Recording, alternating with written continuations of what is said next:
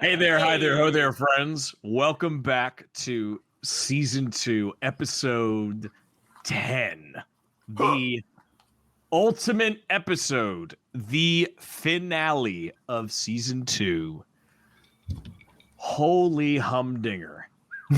How do you feel, Ned? Yeah. Oh my God. I don't have words. I can't believe that we've actually made it all the way here and that we are on the precipice of the end of everything. We are right there. We're right there. We're almost there. We're almost there. This is the end of everything, Ned, or do you think that there is more Delta Green to be had in our futures? I think that there. What sayest thou? What saith I? I think Delta Green as an organization is going to be around for a long time. I like that. Whether Olivia, Daphne, Teddy, and David will be, now that's a whole different story. That's why we brought you here tonight. Yes. To tell their stories after all this ends. To keep kick going. us off, Tidbit has redeemed inspiration for you, Ned. Woo! Ringing it in early. Oh, man. Oh, and Big Jasper 13 says, my. The people cry for more. Yeah. Aster the Ghost, please say more. Hey, Melodic Maria, the Kellyanne, the rest of them. Tidbit, Jasper, Sierra Berry. Hi, hey there, hi there, all of you. Welcome back. This is our final episode. This is what we're doing for season 2. Real quick, because we're gonna jump in. We want to give you all the content we can. Campbell, would you be? Oh, Biggs Jasper, thank you for the tier 1 gift sub. Yay! Kablam. Hype, hype, hype. Man, you know what would be freaking crazy? If we hype train this thing all the way to the end. I hear it coming around the corner. Chugga, chugga, choo, choo. Campbell, please, if you will, take us to the sponsorship corner. Welcome to Sponsorships Corner, everybody. Boy, do we have some people to shout out, because thanks to all of y'all who sign into this show, we are able to broaden our horizons and find more people. So, as ever, we are sponsored by our friend Giuseppe at Modern Artifice. The person who allowed us to join them at PAX this year, where Operation Fulminate was recorded, setting the stage for season 2. That you can find their stuff, their magical merchandise and nerdy novelties at etsy.com/shop/Modern Artifice or at modernartifice.com. We are also brought to you by our friends at Dragon's Nest Delivery. And I'm going to drop, I'm not going to drop it in the chat because I have my iPad over here with the stream up on it, and I have my computer over here. And I pulled up all of the links on my computer as if I could drag them. In the future, you will be able to. I will be able to one day. One day. When I get out of my happen. streaming corner. But our friends at Dragon's Nest Delivery have recently gifted us with this cool ass item. Natural 20. The bearer of this card automatically succeeds one skill check of their choice. It is a card that you can keep on your TTRPG table that changes hands throughout the game and allows an automatic success for a player at a time in a crucial moment of the game. We are also brought to you, if you've already listened to this week's Strahdcast episode that came out on Sunday, episode 78, A Game of Skull, which if you hadn't, geez awesome. Louise. It was awesome. It was epic. I was there, and I was sat here at my desk listening to the final moments, and I was just like pretty floored at this. Yeah, it's a pretty triumphant episode. If you were listening to that episode, you heard our advertisement for Dragon Jane. If anybody wants to drop a link in the chat. And then also we've got love coming at us from our friend Martha Carr, who is releasing her second book. If you were here for Goon Files season 1, then you heard about her book Amen. She is partnering with us for her second book. She's on Kickstarter again. And then finally, to lead, I'm going to kick it back to you to announce the official giveaways, Ned. Of course. We are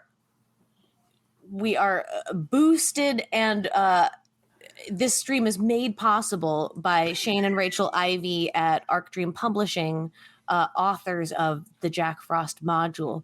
The winner will have the opportunity to win our final giveaway PDF of the Jack Frost module, as well as and also stickers and shit. They're on my desk over there. Stand up. Why? Thank you. Back to you, Ned. Thank you, Campbell. This one sticker. He got his GED, and we are all very proud of him. But we will have tonight, because it is our finale episode, not one giveaway, but 2. And so, Ned, if you would like to announce our second giveaway of the night. Absolutely. Thank you. Just to draw out the suspense a little bit longer, I'm also going to shout out Into the AM if you're is one of our affiliates, and you can use the discount code GOON10 for 10% off your order with them if you're into some cool shirts with some prints and some designs on them and stuff. And also our friends across the pond at Tabletop Dominion, and the code there is Critical Fail DM, and that'll get you 10% off your order with them. But now, without further ado, we have a big item for giveaway tonight because we are so blessed by Shane and Rachel Ivy over at Arc Dream Publishing. We have, for everybody tonight to give for the giveaway, we have a PDF copy of Jack Frost, and everybody will be entered for that. However, for our 10 winners of the giveaway, you will also be entered in tonight to win a hardcover copy of The Agent's Handbook. So we will be sending that out to the winner tonight. So if you are one of our 10 winners, thank you. You have been coming every time. You've been checking it out. You've been a part. You've been trying to win that giveaway. And if you have won, one of you 10 will be taking this and running your friends through a game of Delta Green. So you will not only I think that's have... earned a she-oot. There you go, Teddy. She-oot! Wow, that's some fancy like that, prizes like at a carnival. I want a big teddy bear. Do we got one of them back there? A teddy bear. A teddy bear. Yes, exactly. If Arc Dream Publishing makes me a Teddy action figure, Oh my God. I will eat my shoe. Bear pee throwing action. Oh, Sarah, thank you for the gifted tier 1 sub. Look at these subs coming in. Yay, thank you. Oh man, my it's gracious. awesome.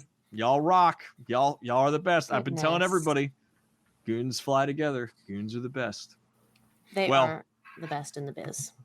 That is our giveaway information. Campbell, would you like to take us to content warning? I think we'll need to. This is the must. finale episode of a season that has already included God, where do we start? Sanity loss, sexiness, foul language, God knows what else. Guns, snow, Vehicular incidents. car accidents. Just listen. Just take care of yourself. Do what you got to do. This game is historically intense and violent. So if at any point that is too much for you, take a break. Also, just shout out to all of y'all out there who hold us accountable when we misstep.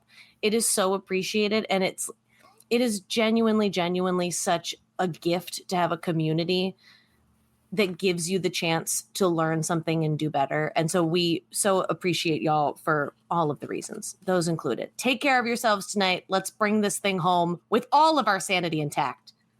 I couldn't have said it better myself, Campbell. Thank you. And thank you to our community who's just been incredible in taking care of us as well.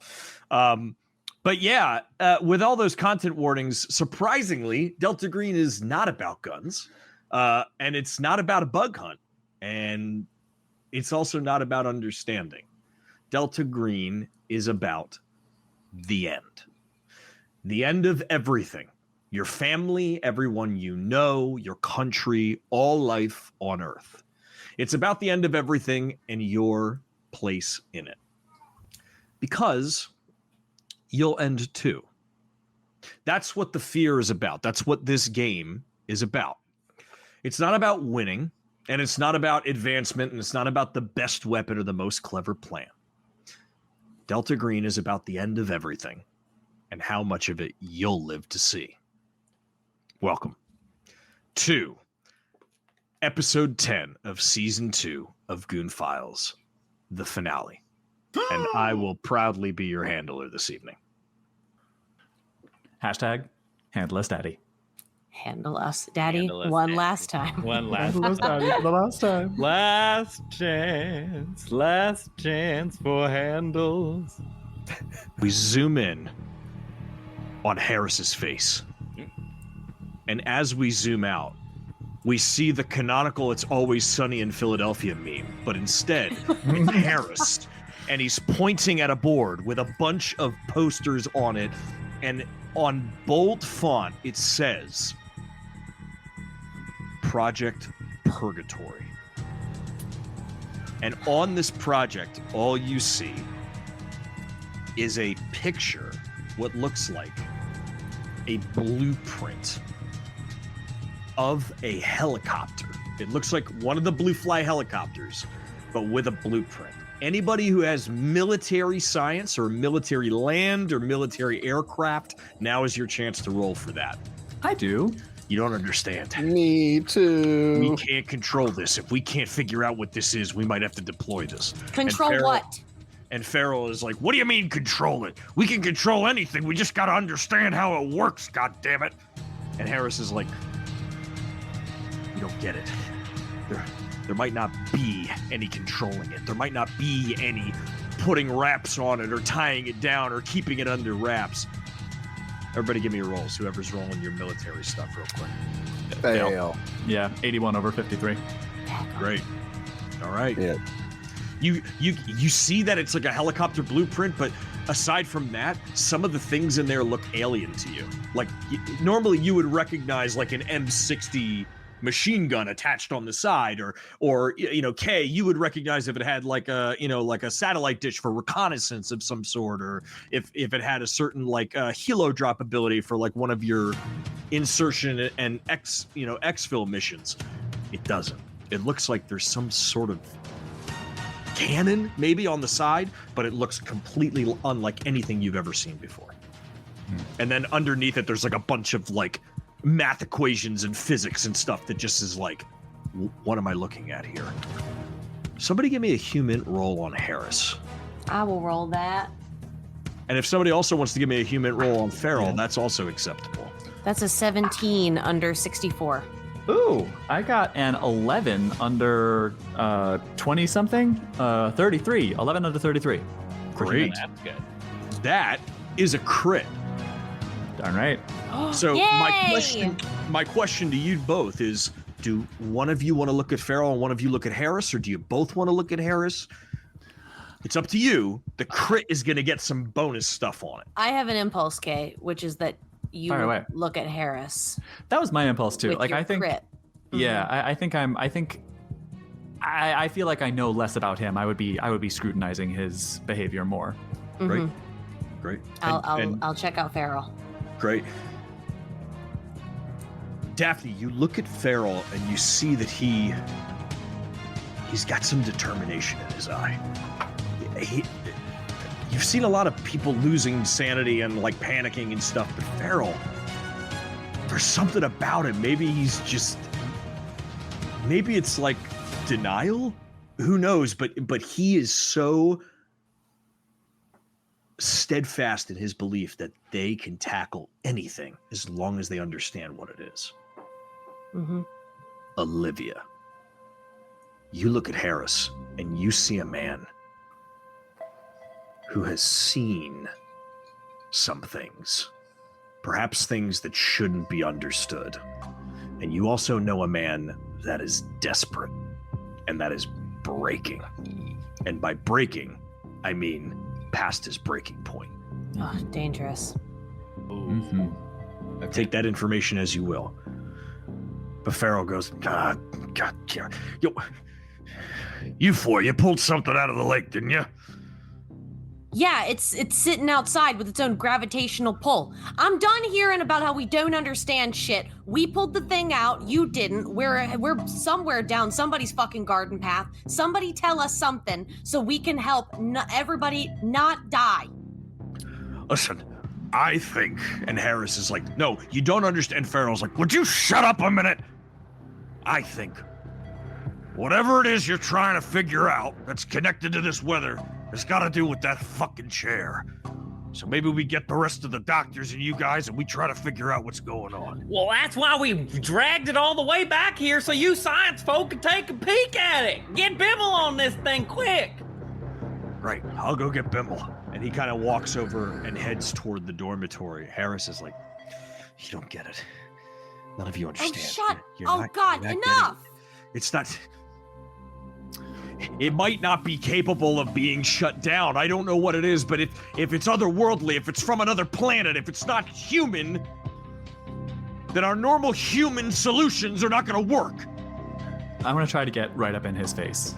Right up in Harris's face, yeah. All right, like, finger on his lapel, like, you know, poking a... You listen here, mister. Yeah, go ahead. I think we can safely... come with a roll, but go ahead. Yeah. Sure. I think we can safely assume from here on out, everything that we didn't need to know before is need to know, and we need to know it. So it's time to start opening those dossiers, big guy. Right. Give me a persuade roll with a plus 20%. Okay. Trevor, disadvantage. I saw. You got it? Hans Cake keeping us honest. Mm-hmm. All right. Persuasion with plus 20, you said? Yes. Okay. Success. 45 under my adjusted 83. All right. Fine.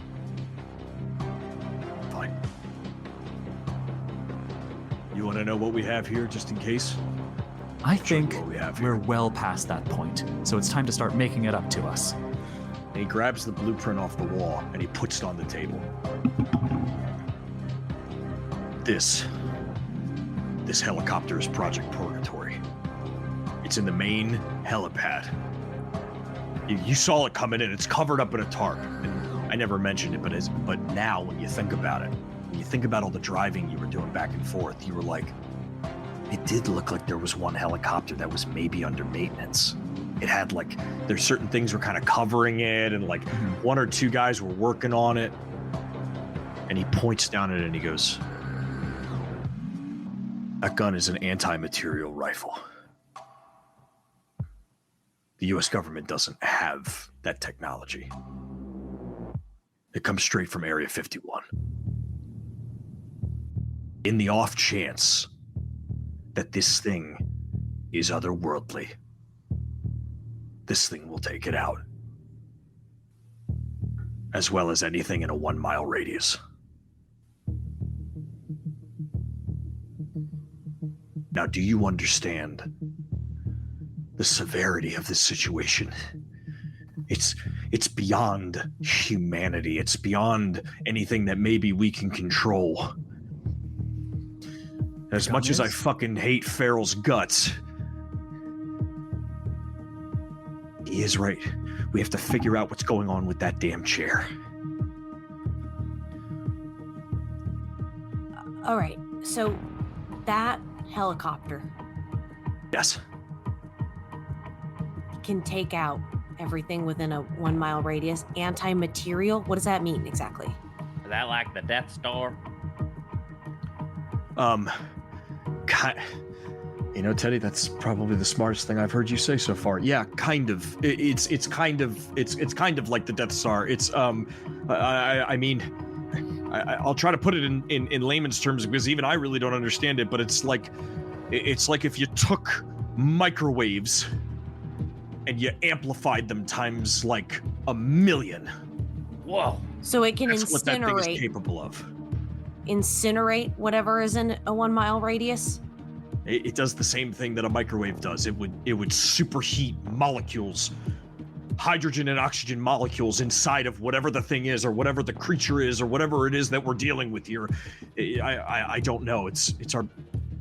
Well, great. I mean, if it's made of material, then we're made in the shade. So that seems squared away. So we just gotta find this laser beam and fire it at whatever it is that's causing all this mayhem. Do you have anybody who can run that thing?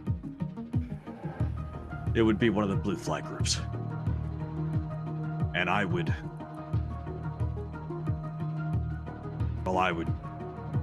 see it done.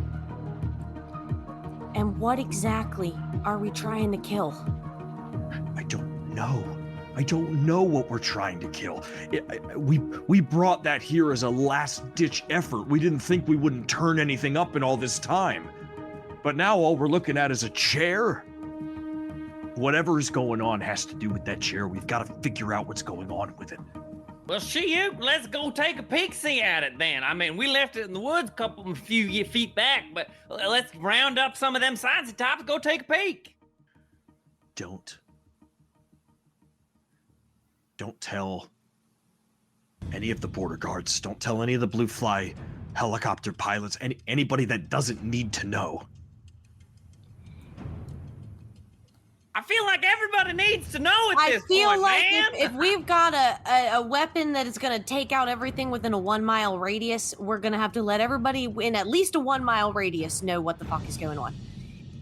Well, all the civilians all in a 1 hands mile... on deck. Yes, but The civilians are dead. It's Right. just us. somebody give me a persuade roll. Whom? Anybody. Seems like it's you, Daff.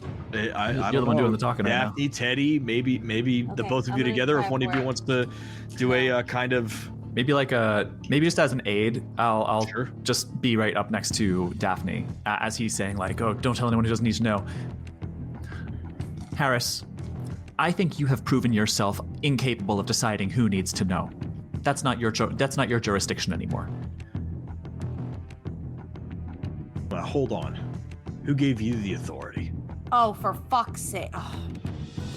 Well, If I nobody, don't- but you're not taking it, man. That's what I'm saying. What do you mean need to know if some alien monster's about to pop out of the lake or sit on that chair and become king of the whole stupid earth?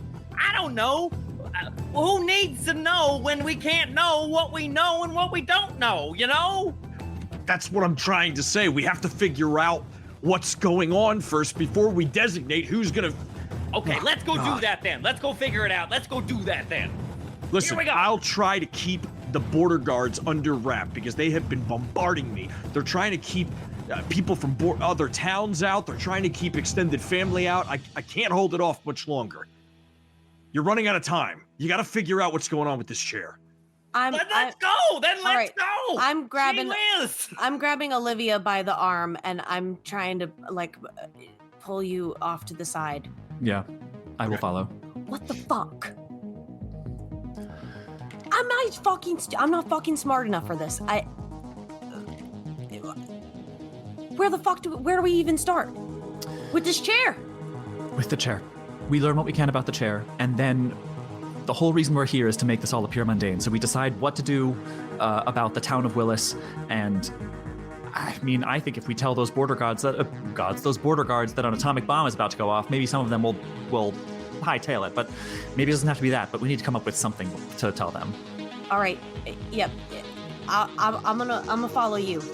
Priority number 1, figure out what the hell is going on with that chair. Priority number 2, think of some feasible explanation to get everyone in a 1 mile radius who's still alive off the premises. Okay. Does David has a contact at the border. Why don't we get you on that? Great. then, why don't you see if you can't rustle up some heavy weaponry that they might have? Bring it back here. I feel like we're gonna need it. See if they have any of them anti-materiel things. David, as you're walking back to grab your burner phone from like the bunk that you were in while you were like kind of, while you were like resting a little bit from the wound, you see Farrell is with Bimmel, and Bimmel is over by the corpse of the deer. And she's got like a pen and she's like poking it and like looking at it. And she's got like, she's handing to Schnitzel von, what did we call his? I can't even remember what we called him. German guy. His name The is German guy. Hans That's canonical. German guy. Hans German guy. You see her handing to Hans German guy this little petri dish with a skin sample in it.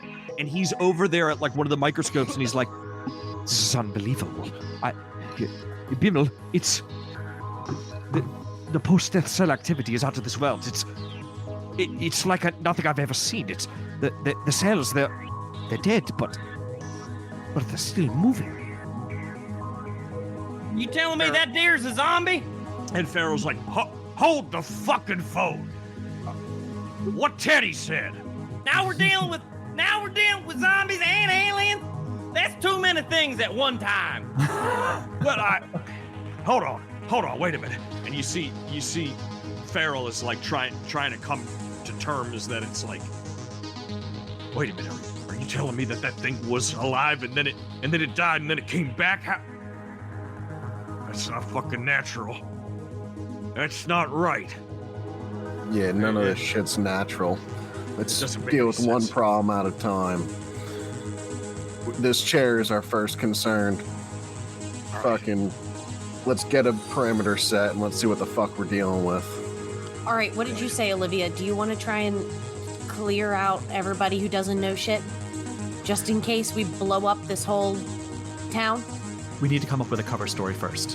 Why is Okay. this whole town about to blow up? Because this whole town is about to blow up. Uh-huh. We your can use the plan. frost. Yeah, just Tell people to evacuate. Tell them the Ruskies are at it again. They're let an atomic bomb right in the middle of Alabama. They want to strike right at the very heart of America, those rescue bastards. Listen, CNN, you're not going to believe this, but the Cold War never ended. Something like that, yeah. So who's Yeah. doing what and where are we going? Well, want to do? Daphne, why don't you go look at the chair? Uh-huh. Olivia and Campbell, you want to go see if you can't scrounge up some weapons and get everyone out of here. Yeah, just to remind us from last time, Michael Johnson already got weapons stashed for us, so we just gotta go pick them up. Oh, that's right. Yeah, so go clear folks out and pick up the stash. And just so I know, what's the radius of like the area we've been working in? You've been working in about like a 4 kilometer. Let me go back to the map and I'll be able to show you guys what you're looking at here. How many kilometers are in a mile? 2.2? No, that's a kilograms great per pound. fucking No. question, Tyler. 1.6. Wait. Yeah, so if you Kilometers. see here on the Oh. map, that'll show you the there's something at the bottom left there that'll show you the I forgot what it says, but it gives you like 1 kilometer is essentially like an inch. So if you like use your fingers and look at it, it's a pretty Also, big area. Pretty sure it's 1.6 kilometers to a mile, I think. Yeah. I'll take your Okay, word for it. So we already have a 1 mile radius made, other than we just got to get our personnel out. Yeah. So, all right. Bingo. So tell the border guards to just tell them a microwave bomb is about to turn us all into toast, and you gotta get for the hills. All right. We cut I'm gonna Yeah, go go ahead, run go ahead. over and grab Bimmel. I'm gonna Yeah. say, I don't fucking know. You're the smartest guy in the room. Who's your number 2? Well, that would be me, and yes, me. All right, grab a hazmat suit and come with me. Yeah, get number 3 and 4 maybe if they're about to. Let's go. A hazmat suit, but you want me to go outside? Let's roll. And I'm gonna try and grab Bimmel and German guy and like their 2 smartest students, and we're gonna go booking it back to. And I mean, is any one of you's gonna need the car? Yeah, me and Olivia are gonna need to go pick up those weapons. Okay, how far away was it that we detached the throne? Before you guys do anything else, Pharaoh goes, no more cars. If you need to go somewhere, I'm flying you. I'm not leaving you out there in a fucking storm again. Well, we're I don't splitting care up, what so you pick guys one think. team. Whoever's going to the chair, I'm flying you in case we need to pick it up and move it. All right, You suit can't up, move Bimmel, it with a car. Man. and I'll take our like skeleton crew to the chair. Great. Let's see here. Redeemed an inspiration to kill some zombies and get your wife back, David. Yeah, the dude 213222132 has redeemed Amazing. inspiration for you, David. In the name of the dude abides. So, David, you must get your wife back. And shout out to Theater Cat who gifted us some more tier 1 subs. Thank you so much. Yeah. And hey, shout out to Beetlejuice509. Welcome to the chat for the first time. First time chat. Hey, everybody. Great. We're gonna cut to, because we're dicing time here. We cut to Teddy with David in the Humvee. Right? You two were in the Humvee, or who was going toward? Daff and I are going to the chair. Olivia and David. Oh, are going Teddy, to are you coming with us? Huh? Are you coming with our crew to the throne? Where do you want me to go? Because I had us together. What I had said was us 2 together, and Olivia and Kaplan go to the board. But we can Great. switch that up. Everybody go where they want to go. Me, Let's do Teddy, Bimmel, German guy are loading up in the helicopter right now. Yes. Right. So we cut to Olivia and David as you guys are like in the Humvee, and we get this camera cut of like it's in the trees following the Humvee through the brush, and it's booking it. And I just see David and his foot is like, or Olivia, either one. I don't know who's driving. Probably David. Last time. From Olivia's last. It worked chance. out so well, her driving last time. I don't know. So we see David's foot just pedal to the floor, and they're doing like 80, and we just see like the speedometer, like the needles like on orange as it's going toward. And so just to really make it risky, just like Olivia did when she crashed, I'm driving with one hand, and on the other hand I'm calling up Michael Johnson. Yeah.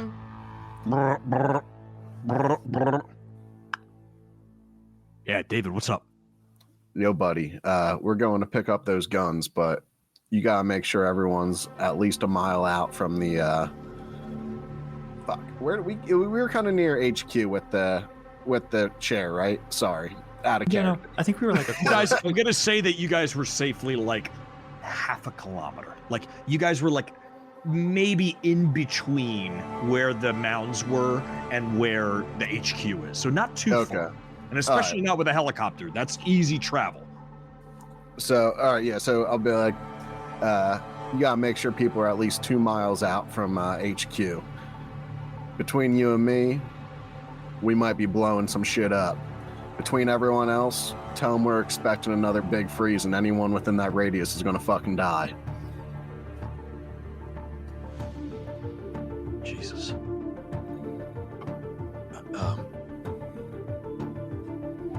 All right. Yeah, I'll meet you at the roadblock. All right. Are you gonna be okay, David? We've been through crazy shit before. Hopefully this will just be another story one day. All right, I'll see you in 10. All right. And you hear the radio click off. And we see the taillights from the back of the road. We just see the taillights of the Humvee zoom off as the camera stays put as it sees those red lights just fly on down the road. Unless, Olivia, you'd like to say anything while you guys are there or do anything? No, I don't think so. I think she's like just holding on to the oh shit handles. Like, yeah. Yeah. Cut to. As the helicopter is taking off, and we see all 4 of you with Farrell in the helicopter, and one of the blue fly pilots as you're heading off toward. And Farrell is kind of like looking down, and he's like, Miss Crook, you mind trying to point out where you guys crashed? Yeah, and I'm trying to look down. It's night has fallen at this point. Is there some kind of beam that can be shown down so that we can see tracks from the car or a disturbance from the crash? Yeah, so you guys, so it's actually like, remember, it's 3 a.m. It's like 3-ish, like almost 4 a.m. So there's a thin level of light, right? There's like a little bit of dusk starting to come. And yeah, you can actually see, like, on the ground. It's strange because the spotlight from the helicopter is pinging off of whatever that chair is made of, and it reflects right back at you as you see it. There, right there. All right, Farrell's gonna make a search roll. Great, and he goes, "Yep, got her," and he goes, and you just feel it like full tilt as it goes down. Hold on to your butts as he like turns in. Okay. I don't understand. You found. Let me get this straight. You found a chair. Yeah. All right, Bimmel, German guy. We drug out of the lake by Moundsville a chair. A chair and a throne. It doesn't look like any throne you've ever seen. It's got its own gravitational pull, and something about it is. There was a tremor in the earth. Like, the thing is powerful, and we need, between the four of us, to come up with whatever the fuck happens next. If we gotta destroy it, if we gotta use it for something. Right. It looks like obsidian. It's black. Yeah, I don't know, and it's at the center of all of this strange activity. So I don't know how a chair controls the weather, but that's where we are. Wait a minute, Daphne. You said it had its own gravitational pull. Or something. It was trying to get. Was it pulling energy of some sort? Was it like trying to? It's like it wanted you to sit on it. It wanted you to sit on it, and yeah, it's pulling heat. It's pulling energy. It's pulling like people's fucking essences into it. That's very peculiar. Right. Well, let's get down there, and perhaps we can take a closer look at it. Don't sit on it, Bimmel. Just as so the helicopter lands. We see the clock on the wall in the Weather Watcher HQ. 4:35 a.m. We cut to Harris, who's like pacing.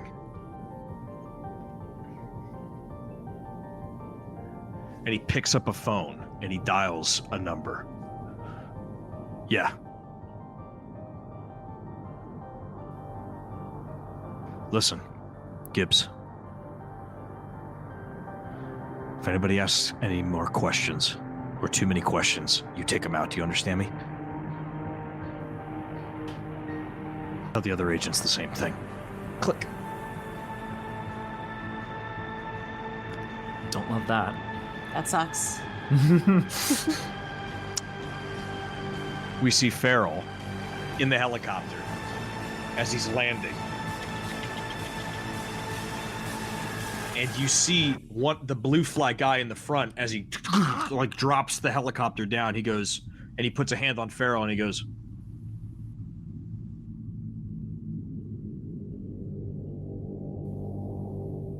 "Go blue." Code blue. What? Is that bad? Farrell's That can't like, be as bad as Code Red, can it? Farrell's like, "Son of a bitch, I knew it. That Harris guy couldn't be trusted. Listen, whatever you do, don't trust those AFOSI agents." Well, he didn't. Well, I didn't either. Teddy, We may never have another conversation with them if we don't get a move on. That's a good point. You got a fair point there, Crook. All right, everybody out, and he just kind of like waves, and we have this camera shot from like the side of everybody getting out of the helicopter in their hazmat suits as the wind is whipping from the propeller, and you hear over the intercom, "Right, everybody. Teddy, you shoot up one of those flares when you're ready for me to come back down, all right? Oh, can do gladly. And you see the helicopter, and it just goes up. And if you look long enough, you see it begin to circle. And you can get the gist. He's not going anywhere. Okay, so wait, tell me what just happened. The helicopter has lifted off again, but he's hovering. Yes. Mhm. Okay. All right. You guys are at the throne. What would you like to do? I've got out my gun and my flashlight, and I'm doing one of these. Yep. I'm gonna scan the tree line because a deer attacked us a minute ago. As you and then scan the tree line, give me a search roll. Anybody else want to search the tree line? Well, I'm not there. No, but what I do want to do is just keep an eye on them so that if they start getting sucked into the chair, I can restrain them. Okay. 4 under 56. Daphne, as you flash your flashlight up toward the bank where you crashed, where the car crashed, you see a rabbit. But the rabbit has bright blue eyes, and it's just standing there, just looking at you. And it like starts to slowly kind of hop toward you. I'm gonna take one step back. Teddy, Yeah? you just keep your eyes open. Oh, shit, not Just- again! Oh, Jesus. Not today, blue-eyed devil! Did you just fire at it? Fuck yeah. All right, great. Give me a firearms roll. Shoot to kill, baby. Of course. No, it's Buddy Kaplan. The No! The last blue-eyed- time he saw a blue-eyed an animal rabbit? with blue eyes, the deer busted through the window. Of course he's gonna fire his crossbow at it. As we do this, we cut to David and Olivia. As you guys are pulling in, you see that the guards at the gates are like slowly moving people out. You know, like they're moving out more injured and more guys that have burns on them. And one guy is like, it looks like he almost has hypothermia, the way that he's shaking as they're moving out. And the major is like, I don't know what the hell's going on over there, but I'm getting my men out of here. You tell that Harris that if he needs people to keep people out, he's gonna have to find somebody else. And he starts like moving away, and you see Johnson is just kind of standing there, and he's like, "Yeah, we're mustering out, but something you wanted to talk to me about there." Yeah, you motherfuckers better keep people out or you're gonna have lives on your hands. You can back the fuck up, but don't let anyone in. Do your fucking job. All right, give me a persuade roll on the major. I just would not want to get into an altercation with David Kaplan. Or Tyler Cantor. Yeah. Yeah. Oh god. That's a big old fail. That's a 97. Do you want to push it? Now or never, baby. God, my persuade is so bad. Yeah, I'm gonna push it though. Now's the time. I think maybe, well, okay, I'm with you. So maybe I can like sort of see you using a tactic that I would not use. Yeah, you want to do an advantage there? Yeah, I think like Olivia sees that like David's given him the stick. I want to try to give him the carrot. Just be like, all right, you're. Oh, I also do have inspiration. Yay, Sorry. I was just- Roll the tens through place the chat. again. But I do want help. So yeah, Olivia will just say, you're doing the exact right thing. Get as many people as you possibly can, as far away from the center of Willis as you possibly can. Okay. Yeah, I failed again. 51 over 30. Take that roll one more time with Kay's help. Olivia's help. Oh yes, that's a 21. Yeah, Hey, there we go. The major looks at you and he just goes, all right, you've got until sundown, and then I'm pulling my men out. Johnson, Don't wait. get on the radio. Tell the Hold other on now. perimeters. Don't wait. Pull them out now. Johnson, get on the radio and tell the perimeters to move out 1.5 miles. 1.5 miles out. Keep the perimeter, but move 1.5 miles out and stay to the main roads. And Johnson's like, yes, sir. And just kind of like runs off for a moment while you guys are standing there.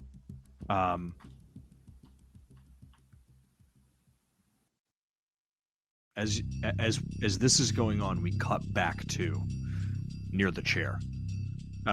Teddy, what'd you get, buddy? I missed for sure. I had advantage even, and I missed. I got a 76 and an 86 over 56. That was close. Okay. I think it's because my arm is still broken. It's hard to fire a crossbow one-handed. When your arm is broken. Yeah. For those of you at home, it is hard to fire a crossbow one-handed. I want artwork of Teddy trying to fire a crossbow one-handed while his other arm is in a sling. Ah, Just shit! at a rabbit on the F, ground. get it, blow it away! Well, Jesus. What did the rabbit do when it got a gun fired at it? That was Fired. Just like, as it missed, it just kind of stood there and like hopped a little bit closer. All right. Yeah, you did, Teddy. Yeah. See, it's full of sin and bath salts. I Blow it know. away. Keep an eye on it. And I'm gonna Spinning bath salts. I'm hustling Bimmel and German guy over to the throne, and once we get within like the flashlight beam distance, I'm gonna slow down, and 10 I want to feet. Yep. approach slowly, and I want to feel if anything happens, if there's a pull, or if my brain starts to scramble, whatever happens. Give me another search roll. Teddy, give me another search roll. Too many Christmas. These rolls is making me nervous. Ah! I failed that one. 83 over 56. Yeah, no. 74 over 64. Ooh, that's okay because German guy taps you on the shoulder, Crook, and goes, Miss Crook. Yeah. Up there, and he points up in the trees, and you see like 3 ravens that are just like blue eyes, just looking at you. Uh-oh. All right, we about to have a barbecue here in a minute. Bimmel, whatever you're doing with that chair, do it fast. Daff, you ready? Right. Okay, this is the chair. What do you think this? What is this material? What is this made of? I don't know. Let me get closer and take a look. And even the German guy's like, right, yes. Let me see here. Can I clock around the throne? Has anything happened to the snow? Ooh, it's very good. Give me a search roll. That's very, very good, and take that with 20%, Daphne. Okay. Bimmel begins touching the throne and is like, my goodness, it's like, it almost seems like obsidian, but it's not. It's some sort of metal, but it's nothing. This isn't man-made. This isn't man-made? What else could make a chair? I don't know. Aliens? I truly don't know. This, and you see sanity loss on her as she realizes this is not man-made at all. Yeah, I'm like grabbing. I'm seeing something in her eyes, and I'm kind of grabbing the back of her hazmat suit. I'm not gonna pull her away, but just in case she Getting a good makes grip. a move. Yeah. Okay, great. I passed that search roll. I rolled a 46 under 56. Great. You notice that around the chair, the ground is like it is a summer day. There is no ice. There is no water. There's no nothing. It's like, and it's almost like a perfect circle right around it. You see this? It's doing this. It doesn't make it. It doesn't make any sense. And these stones that are part of the of whatever this metal is, it looks like amethyst, but it's not. I've never seen this rock before in my life. It doesn't. Where did this? Who could have made this thing? Well, shit, we was hoping you would know that shit. Are you shooting another bird? Yeah. Great. Give me another firearms roll, Teddy. He started as that conversation is happening. He's just walked away, and he leans back over his shoulder. Well, shit, that's why we brought you out here. Bang! Give me another firearms roll to see if you hit the bird. That's one of my favorite moments in Parks and Rec, which I just started watching recently. They're on a hunting trip, and Aziz Ansari is like, "Look, some kind of bird. Let's kill it." And then he just goes. What'd you say, bitch? Right, that time I got it, 27 under 56. Great, you hit the bird and it flies right off the branch and dies. Yeah. Like instantly. But the other two birds just stand there and one goes. Oh, Jesus. I look over and I see the bird hit the ground and I see this happening. I don't know what to do. Yeah. But something has been telling me to take off the mask. And I'm gonna drop my gun and my flashlight down by my side. Okay. And I'm gonna walk up to the throne. Okay. I'm gonna kneel in front of it. Okay. And I'm gonna turn my hands up, palms up on my thighs. Yeah. And I'm gonna take off the hazmat helmet. Okay. And I'm gonna sit there and close my eyes. And there's this all started off with these notes that came to me with this handwriting that disappeared. I don't know where this message came from, but I'm gonna sit in front of the throne and I'm gonna try and take off the mask. I'm gonna sit there and I'm gonna think about the conversation that I had at the bar with my father 3 years ago. And I'm gonna think about chasing Diana down in the street. And I'm gonna think about the fight that I had outside of the house with Warren. And then I'm gonna think about how the fact that I've turned him down so many times when he's asked me to move in. And I'm gonna think to myself,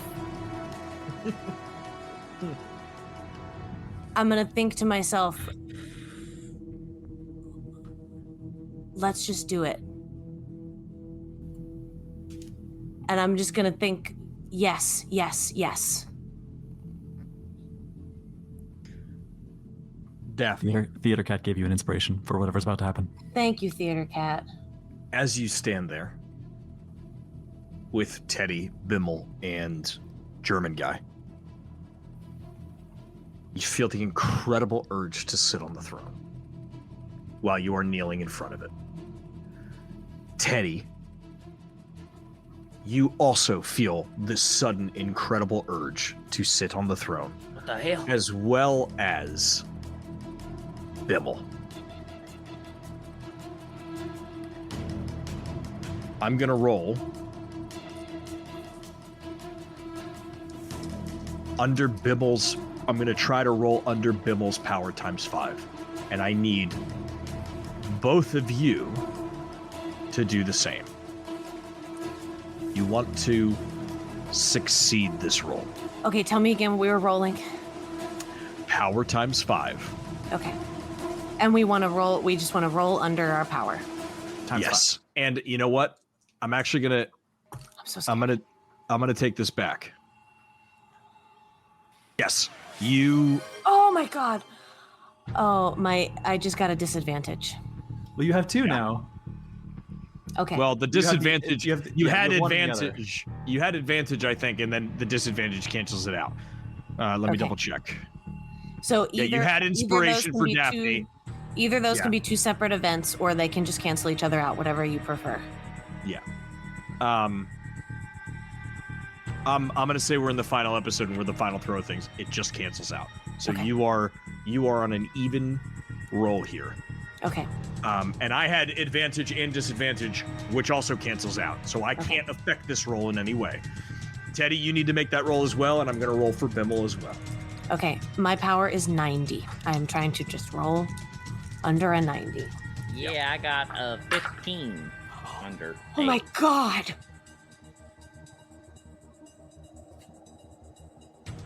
I rolled a 90.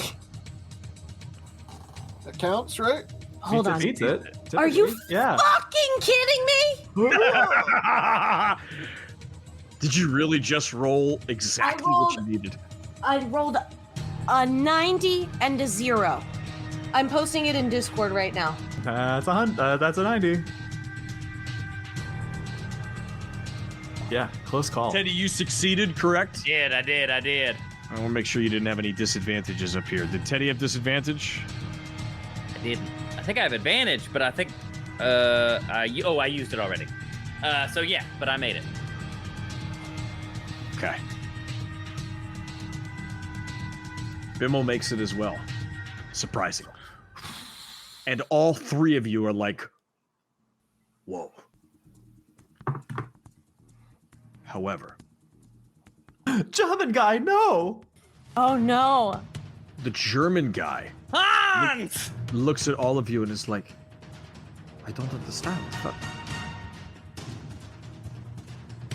that's interesting.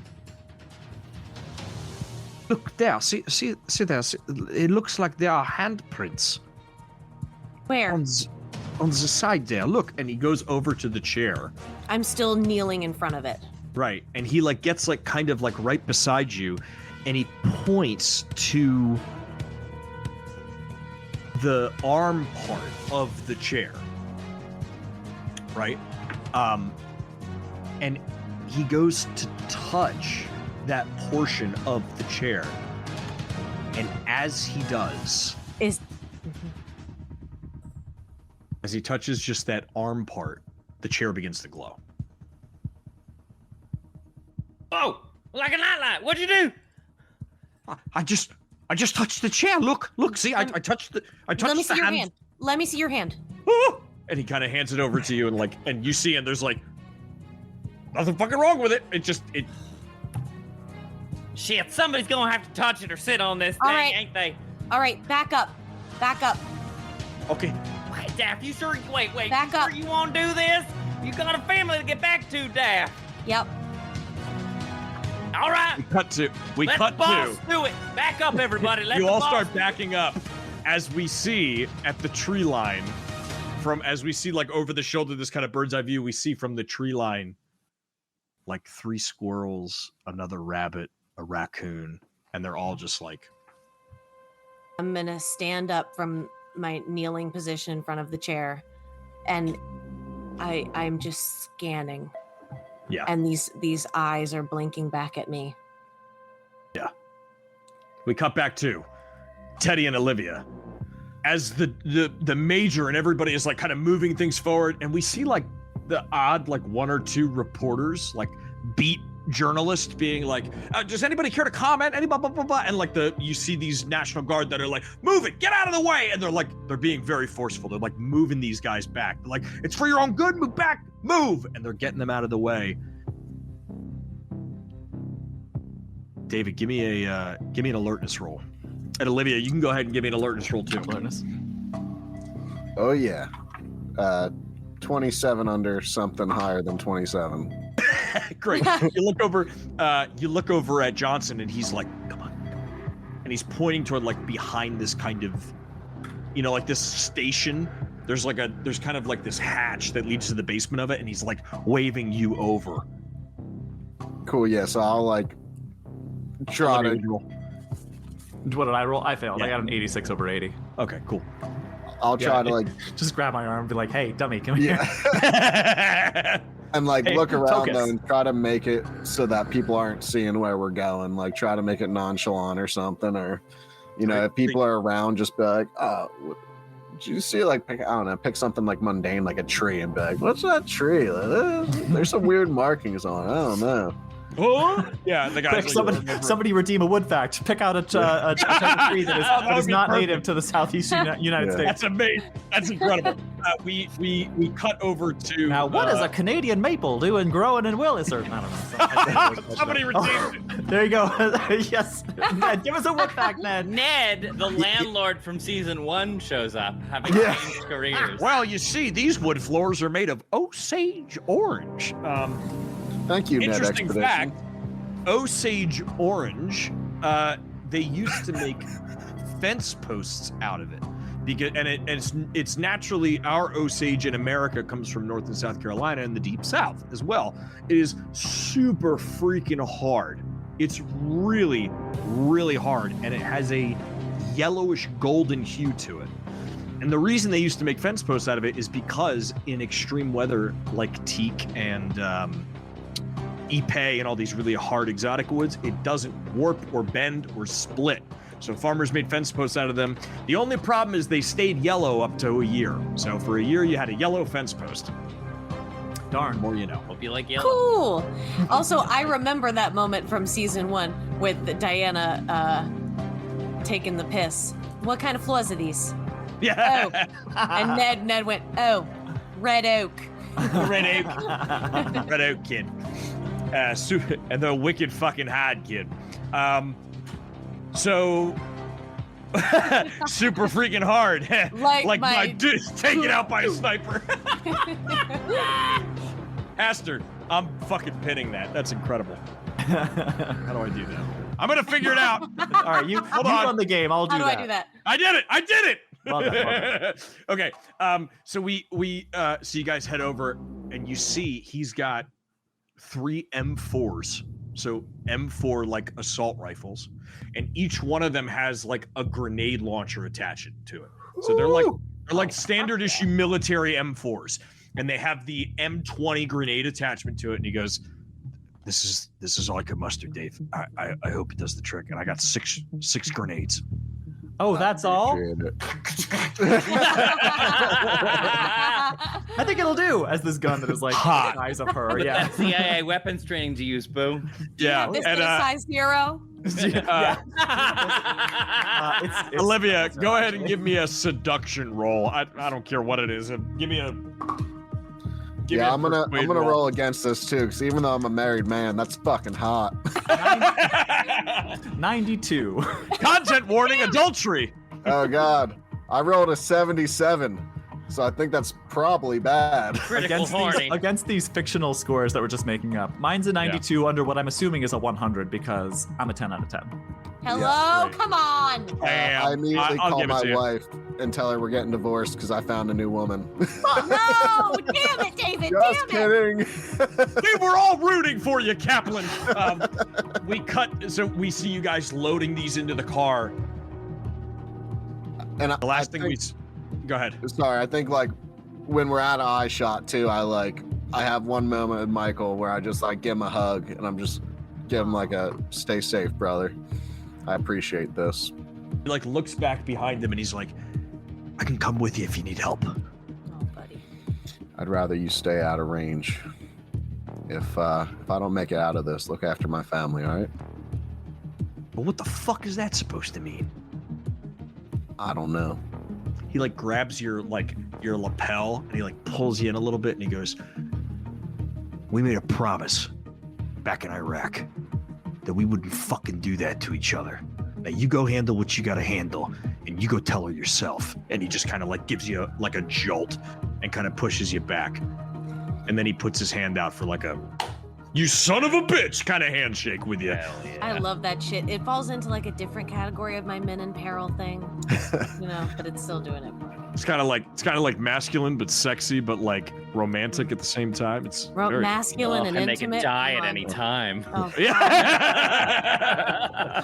That's what it is. They can die at any time. That's what it is. So it's really just men in peril. But yeah, It's so just he, been It's just men in peril.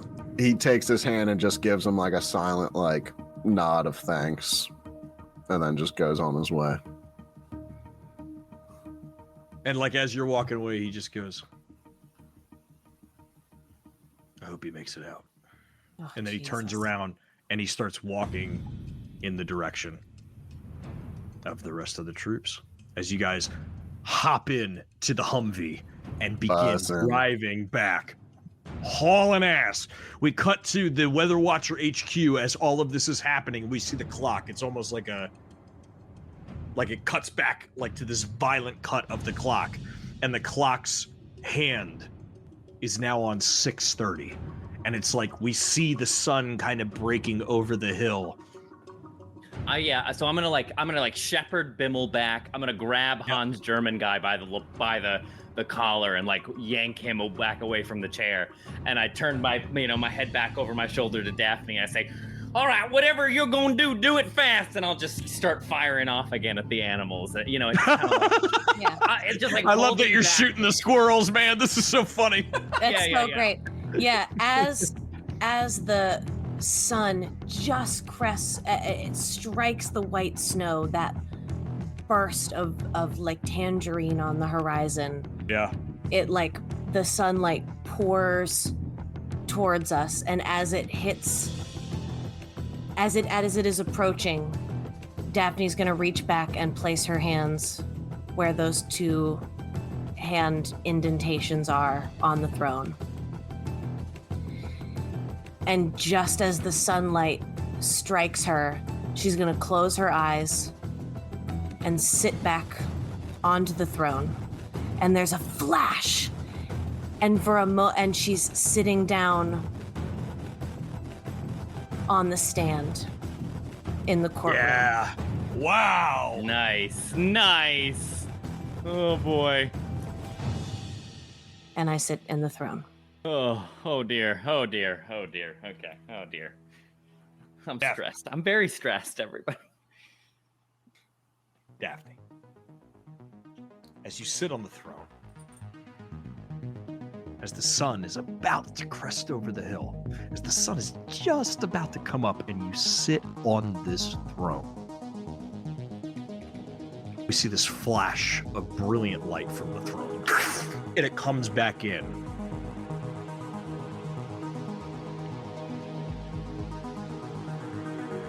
And everything is quiet. Everything is very, very quiet.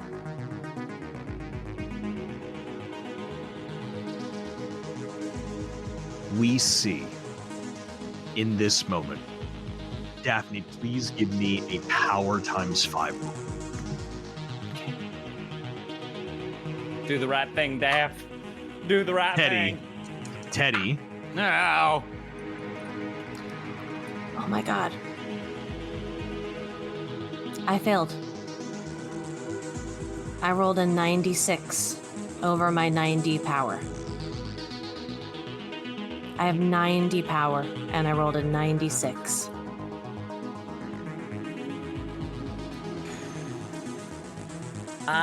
Push it? Question mark? Daphne, as you sit on Waterview 07, thank you so much for the follow. Oh, welcome. You are just in time to see Daphne experience otherworldly fucking horror. Daphne, you sit on this throne, and as you do, the only thing in your brain that you feel is, I'm doing something right. This is the right thing to do right now. This feels right. I have 90 power, walking around day to day. She spends so much of her energy holding it together. She sits down and rests. Oh. Yeah. No.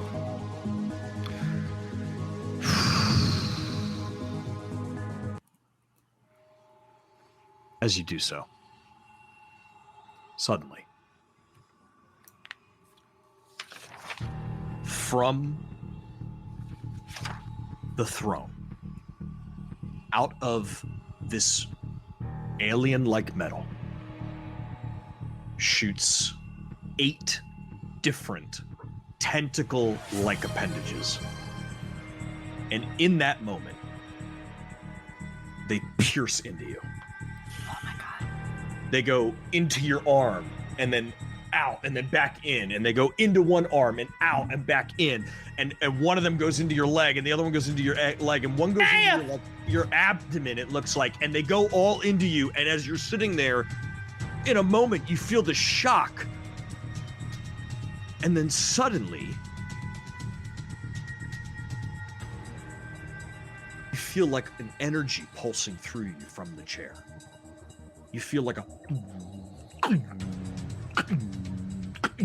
and you see this, like, everybody who's onlooking sees this energy pulsing from the chair, and it's going through these cables. Daphne, for mechanical purposes, you are sustained and brought to 1 hit point. You are sustained at that point. You are at 1 hit point, standing there with all of these in you, but you are like, it's almost like you've suddenly become part of this throne. Like you and the throne have become one, in a sense. She has become the search for truth. After all, seriously, after all this, she just wants to know. Yeah. And with that, I think we're going to take a quick break there. Oh, Jesus. I think that's where we're going to take a quick break. Holy humdinger, Batman. That's where we take our break. Campbell in the throne. Teddy on looking, shooting dead animals. German guy doesn't know what's up and what's down. And we have Olivia and David flying at the speed of light. They're going to make a supersonic man out of you. They're driving as fast as they can. They're try gonna to make save, a supersonic man out of They're driving at the speed of light, trying to save their friends or figure out what's going to happen. Hey! Sing your favorite part of that song in the chorus. Campbell, while we are on our quick break for bathroom peas and more drinks, will you please tell our friends, 1, how to enter for the PDF giveaway, and 2, how our 10 winners... Oh, you know what? We have to do the PDF We're giveaway just gonna first. roll. Yes. And then we'll roll. So head to our most recent Instagram post. That is the post that starts with, "It's the end." And it's the final episode. So head over there and comment your favorite moment, your most memorable moment from the season. You will get an additional entry into the giveaway if you then share that post to your own Instagram story and tag us. Yeah. Okay. Amen. Well, that's where we are, friends. Take your break with advantage. Don't go nowhere. We'll see you real soon. Oh, geez. I hope. I hope. Oh, gee.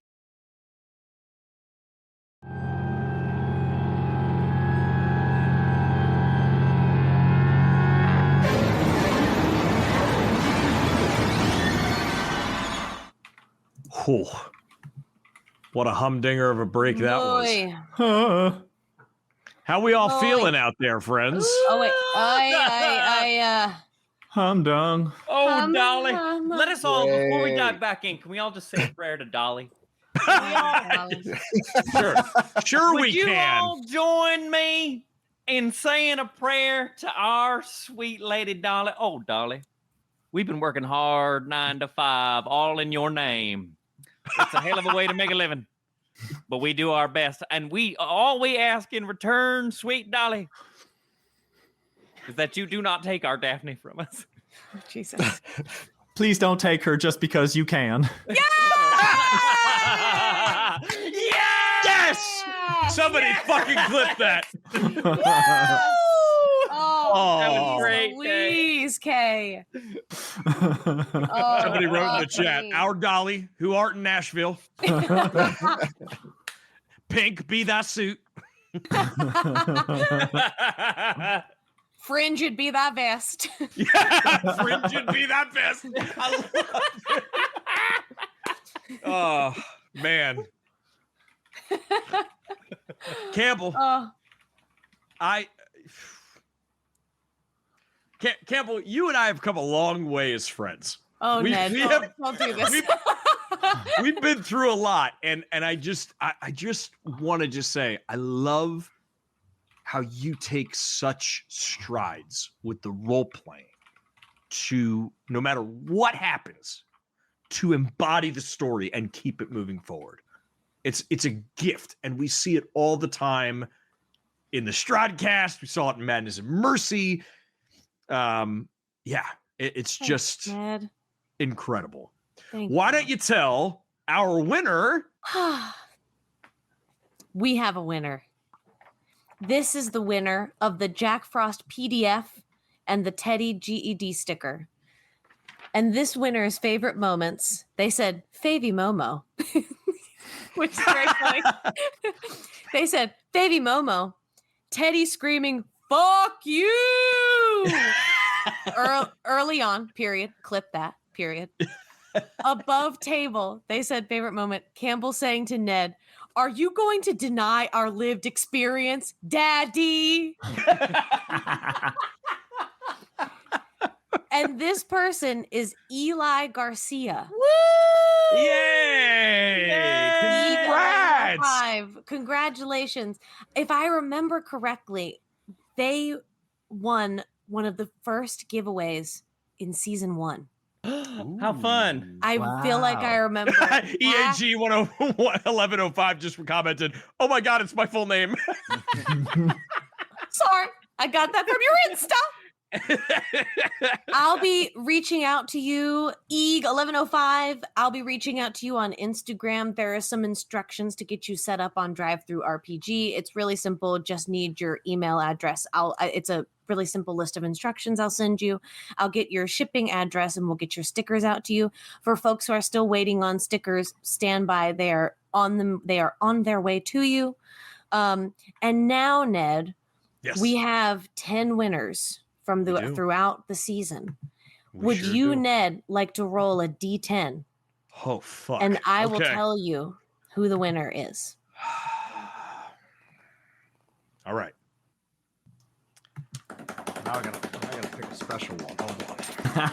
Give me a second. 1 is Garrett Greenland. 2 is Guillotine Dice. 3 is... Don't say that. Don't say it out loud. Don't say it out loud. All right. Thanks for everybody who has been submitting throughout the season. Yes, Thanks, y'all. and have no fear. We will have more giveaways in Baldur's Boys. We will have more giveaways on stream. We will have more giveaways. I'm going to work on supporting the boys by coming up with like specific Strahdcast related merch that we can release on Baldur's Boys nights. Oh, awesome. All right. This is a silver hollow form modern artifice Cthulian die. Etsy.com/shop/modern artifice. This is the one that gave Buddy his heart attack. Oh boy. Well, that's ominous.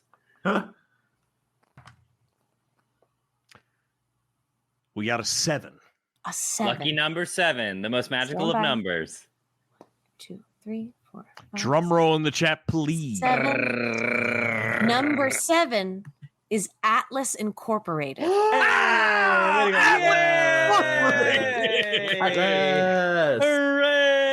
Atlas with some of the most gifted subs that we have. Yes, thank you. Atlas, congratulations, dear friend. We will be getting your obviously in private chat. We will be getting your shipping address so that Arc Dream Publishing can ship you a hardcover copy, brand new in the box, for you, my dear friend. Oh my gosh! Wow! That's Atlas. around Great here. celebration. A hype train from Atlas. My gosh! That just made me guffaw. Oh. And just so much. And just to make sure we don't lose it in all of these notifications from gifted tier subs and winners and all this, Ned, GM disadvantage from Undersea Pirate. So, Undersea Pirate, I see you. So go fuck yourself. In summation, fuck you. Love In you. summation, fuck yourself with a pine cone, sir. Right. I love it when I can make Tyler laugh. Making Tyler specifically laugh feels great every time. Well, thank you. That back makes me feel great. to Olivia and David flooring it down the road. Going as fast as they can. Time is yours. Samir, you're breaking the car. Shut up.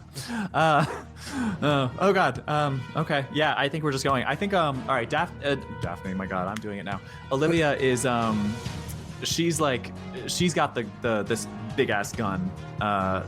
Just like she's checking and like doing whatever she can to make sure everything is operating smoothly. And yeah, she's just giving this gun the old CIA once over.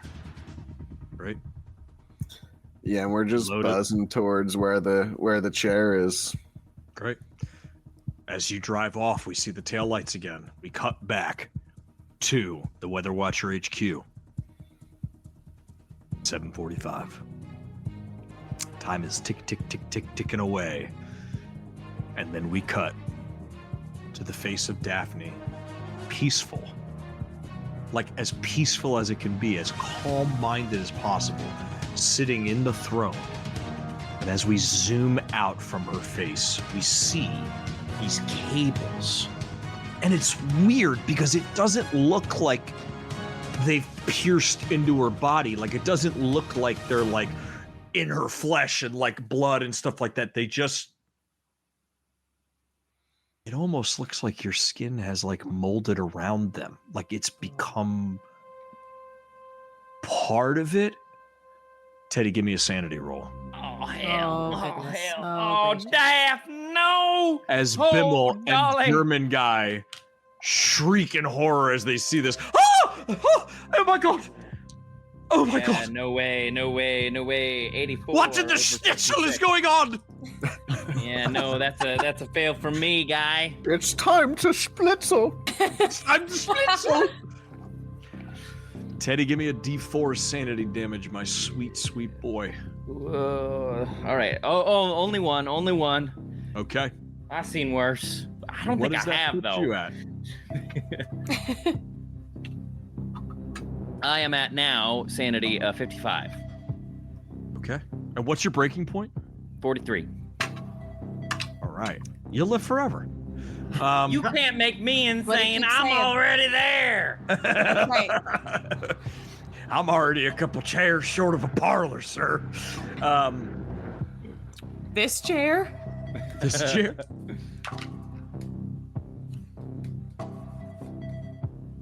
German guy does not do so well. German guy sees this and has a bout of madness, and he begins fleeing. He like just starts running off. It's not natural. The elements, they don't make any sense. And he just starts running off down the road. Hans, no! Don't leave! You'll get eaten by velociraptors for sure! Oh, shit. And I think he hikes over. Daph! Daph, you still in there? Can you hear me? Can you hear me, Daph? Bimmel only takes 2 points of sanity damage and doesn't break. Creme de Lamb just said, and he's trying to split some. There we go. We should have known. That's so good. That's so good.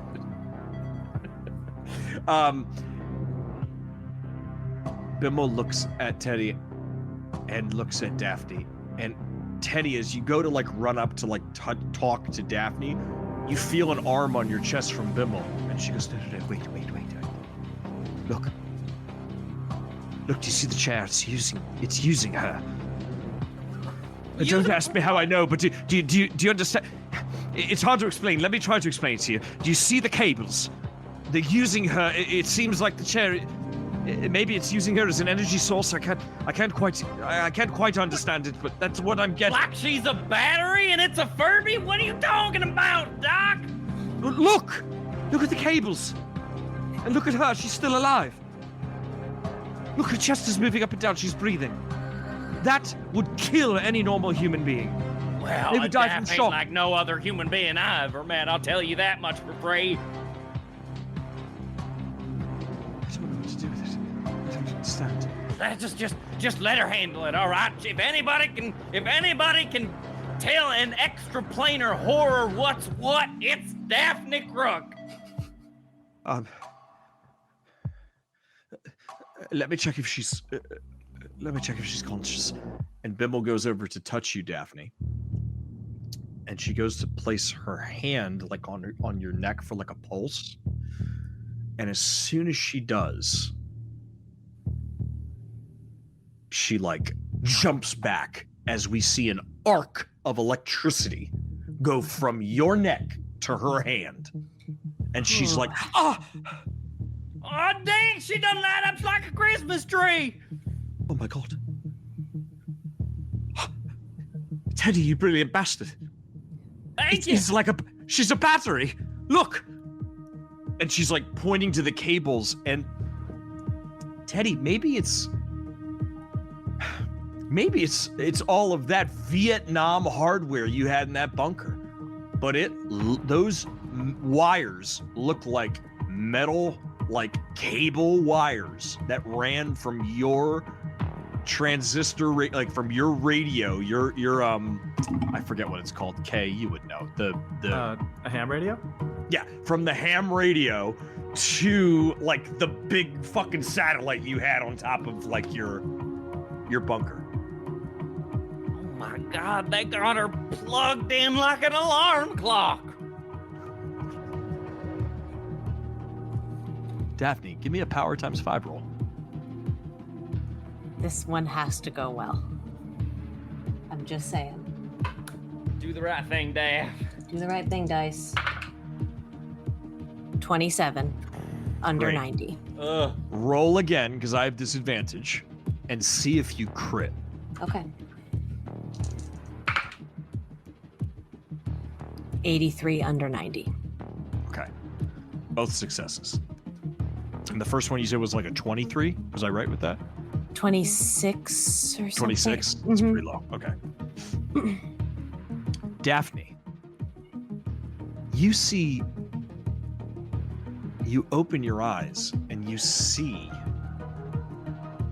this area, this lake, Crow Lake.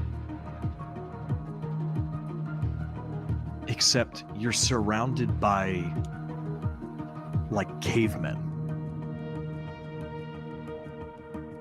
You like open your eyes and you're still in the chair. You don't see any of the cable. You look down, you don't see any of the cables, and you like maybe you have the impulse to like stand up, but you can't get up. You're like in the chair.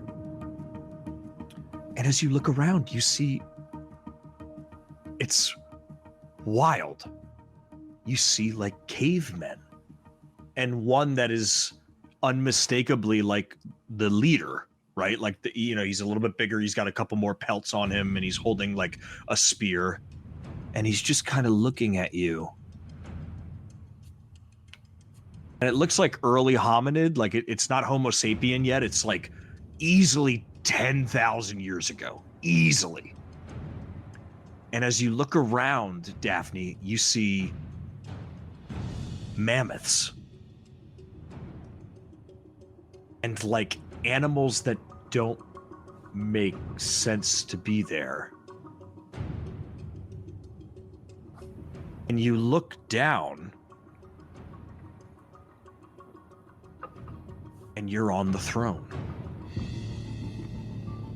But you understand that like you're seeing an image from 10,000 years ago of Crow Lake. Add plus 10% to your unnatural skill. Mm-hmm. Okay, that'll help surely, right?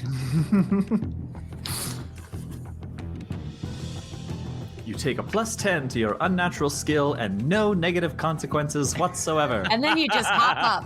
And then you're just A-okay. And then everything was fine. All lives now- happily ever after. Give me a sanity roll. Boy, oh, But your sanity's pretty high. You got a pretty high sanity, right? it's pretty high. Come on, 60 Daph, something? come on. Fucking, oh my God, I'm so scared. Okay. Not like you're me. Oh, 43 under 63. Okay. Great. You actually take no sanity damage from that. You see all this happening, and maybe it's just what you were thinking earlier. You were like, this is it. This is what has to be done. This is my clear conscience. This is what I'm gonna do. I'm researching. Yeah. And you know for a fact that what you are seeing happened. The cavemen, the mammoth, the ground, you are seeing an image from over 10,000 years ago of the very spot you are sitting on now. Seeing all of this and looking down and seeing that I'm still on the throne, I'm gonna look over at the one who looks like the leader. Yeah. And I'm gonna go, "Ah!" You see him and he quickly like puts his spear up. And like the people behind him are like, oh, oh, and they're making noises. And like even the mammoth in the back is like kind of like sidesteps and like kind of turns towards you. And the chief just kind of goes, and he kind of just puts his hand out, this like leader of this group, and he puts his spear down, and he just bows his head toward you. I'll nod And at him. the whole group, in seeing you nod toward him, nods down as well. Cut to. I think Daphne just founded Christianity. I'm just picturing in true like Chuck Jones Looney Tunes fashion, the mammoth in like a Mel Blanc voice goes, "Hey, watch where you're pointing that thing, lady." Yeah.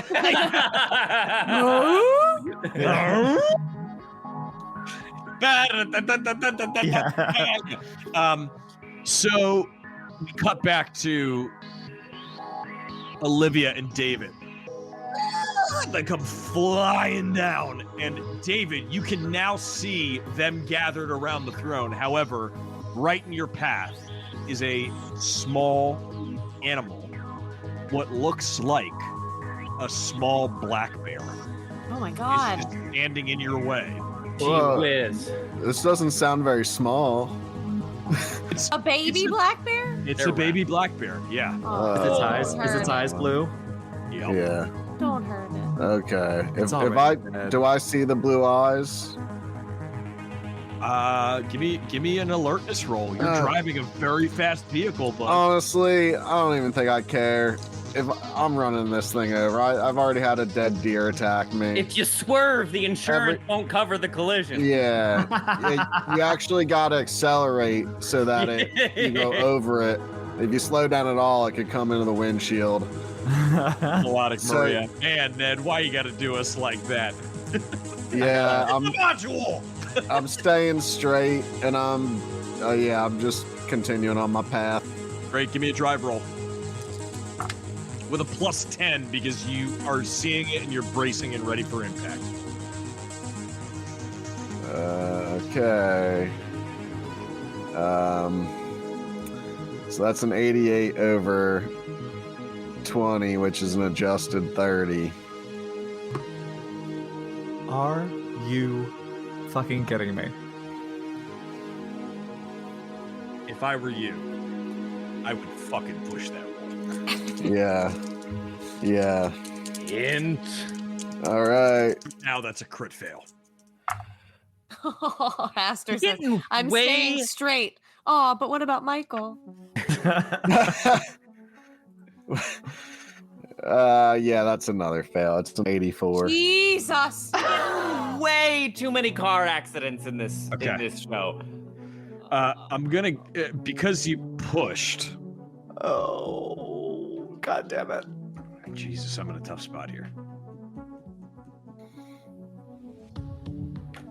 Because you pushed, I'm gonna say that we're gonna give you the lesser of the two penalties. Because you actually didn't take the crit fail. You went for another thing. So I'm gonna say this: your crit fail looked like at the last second you were like I'm gonna run this thing over. I'm gonna run this thing over. I'm gonna run this thing over. Fuck! And you swerved at the last second not to hit it because you didn't see the blue in its eyes until that point. Your regular fail is that instead of you head-on collisioning into a tree or something, instead of your critical fail would have been, you would have flipped the Humvee. Oh my god. But instead, Again. but I don't mean like flip, I mean like flipped, tumbled the Humvee because you're doing like 80 miles an hour. What I'm gonna say is that you hit a ditch and your front right tire hits a rock and just completely destroys the axle. So you guys spin out and you come grinding in toward the chair, but the vehicle is completely out of commission. Okay. All right. But I'm Now, alive. I need both you and Olivia to give me a 50-50 roll to see if you were wearing your seatbelt. Oh, God. Come on. Okay. Birds. 10. Okay. Olivia? 76. Well, one of them is one and one of them is the other. Yeah. One is and one isn't.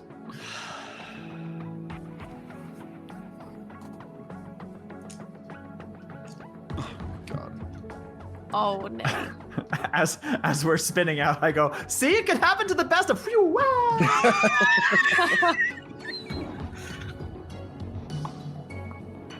It's such a thing in this game because like when you have to drive, I challenge you to find me a Delta Green character whose drive score is above a 30. Right. We should put points into drive from now on, or I guess so. I've Yeah. got a Because we keep decent having- drive. it's All right. too. It's so many car crashes we've had. My next character when Olivia dies in this car accident is Danica Race car Patrick. driver. Yeah. Olivia, as you guys hit this thing, you hit it with such force that you're actually thrown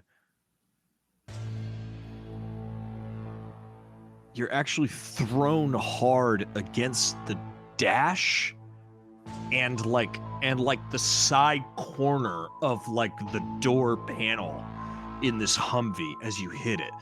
You don't actually go like through the windshield, you don't actually like go flying or anything like that, but you hit it so hard that I need you to give me a D6 roll. Oh my god.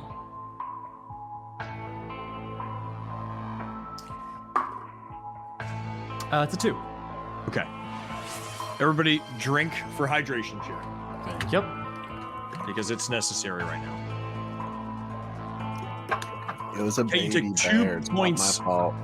You take 2 points of damage, and I imagine that you're having this moment of Operation Fulminate just kind of flashing back into you as you hit the side of this Humvee, and you feel the pain of what feels like a dislocation of your shoulder as you hit this fucking door.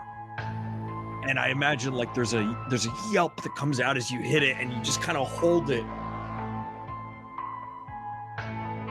as you guys kind of come like crashing in.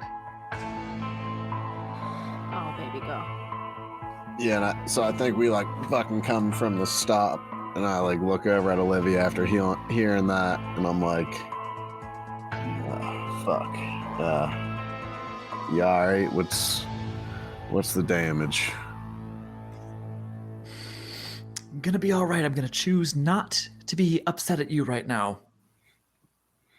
Is that broken or dislocated? I don't fucking know. We'll find out later. David, give me a wisdom Whoa! roll. Whoa! Y'all okay? Oh my God! Jesus! man. Leave it to us to make Eddie. an entrance. I'm Teddy, glad give me a the search bear's roll. okay. Shit!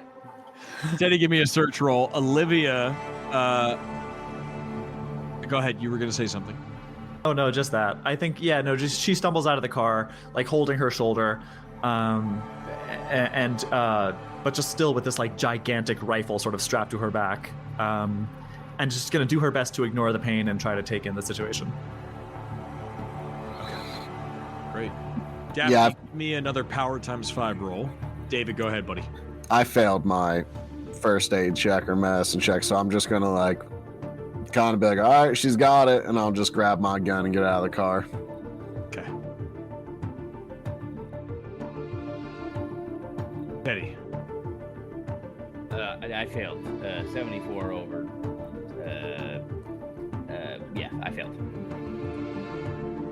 You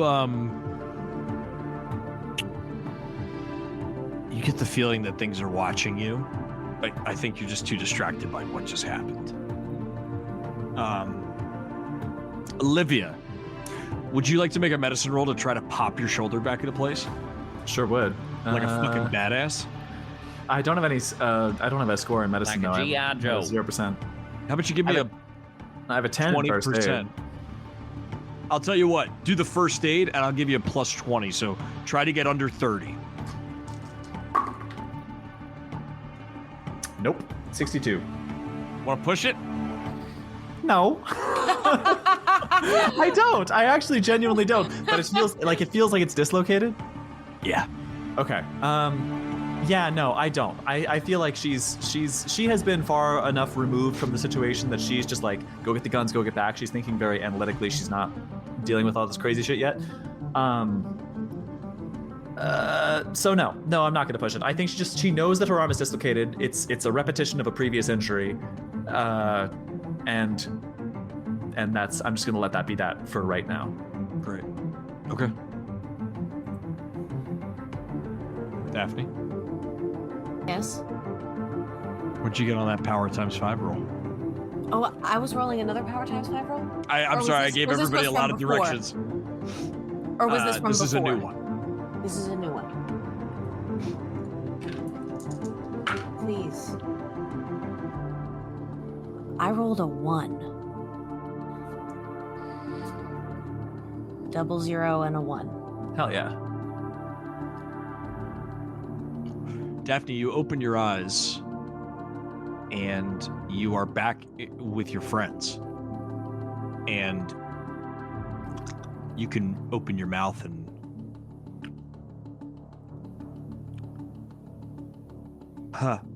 you can speak. You can hear yourself. You're conscious again. What? Daph, oh, you okay? Oh my God! Are the tentacles still? Oh, okay. You got What? Some, don't freak out. You got some tentacles. What happened? Did you get the answer? Did you figure out the mystery, Daph? What is this like? Am I fully conscious? Do I have any sensation of these tentacles? Yeah, that's a great question. You are sitting on this chair and you can't help but feel that you are doing the right thing. You have this feeling in you that's like an immense sense of calm. You're like very calm. So even though like all of this stuff is happening to your flesh, your heart rate isn't elevated. You're not like, you don't have anxiety. You're not panicking. There's just something that's like calming about this. I'm gonna, still kind of in a daze. I'm just gonna look at all of this that's going on. Do I remember that I was just in the past? Yeah, you remember that. Yep. Absolutely you do. And knowing that I somehow traveled, I'm gonna clench my hands around the like ends of the throne. Yeah. Like I'm piloting. Okay. And I'm gonna look around at everybody, and I'm just gonna give them like a half smile, and I'm gonna close my eyes again, and I'm just gonna try to feel what this is for. I'm gonna try and feel, now it's in me. I want to feel where this energy is trying to go. Right. You feel, as you do that, you feel. Give me another power times 5 roll as you do that. Yay, money, Christmas! I know there's a lot. I know there's a lot. 31. Great. You feel the energy just pulsating through you. Teddy, give me a dex roll to jump out of the way as an arc of lightning flies out from this throne and goes flying toward you and Bimmel and... Oh, I should say, David, as you were driving toward the black bear, you did see the German guy running off in your direction on the side of the road. That's what distracted me, and that's why I you're like, crashed. What? Oh, yeah. I was like, he really does want a splitzel. Chiza. I got a 3 under 45. Great. Teddy, you like do a barrel roll, Fox. You like dive out of the way as this lightning shoots out, hits a tree, and starts on fire. Holy hell. Daphne, once we get home, you got to teach us all how to do the electric slide. Okay. You do your thing. I'm going to make sure Olivia and Kaplan are okay. You're doing great, boss.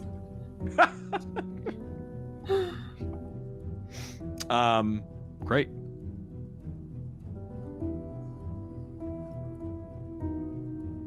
We cut back to the clock at the Weather Watcher HQ. Go. 8:45. The sun is now coming up. We can see the sun.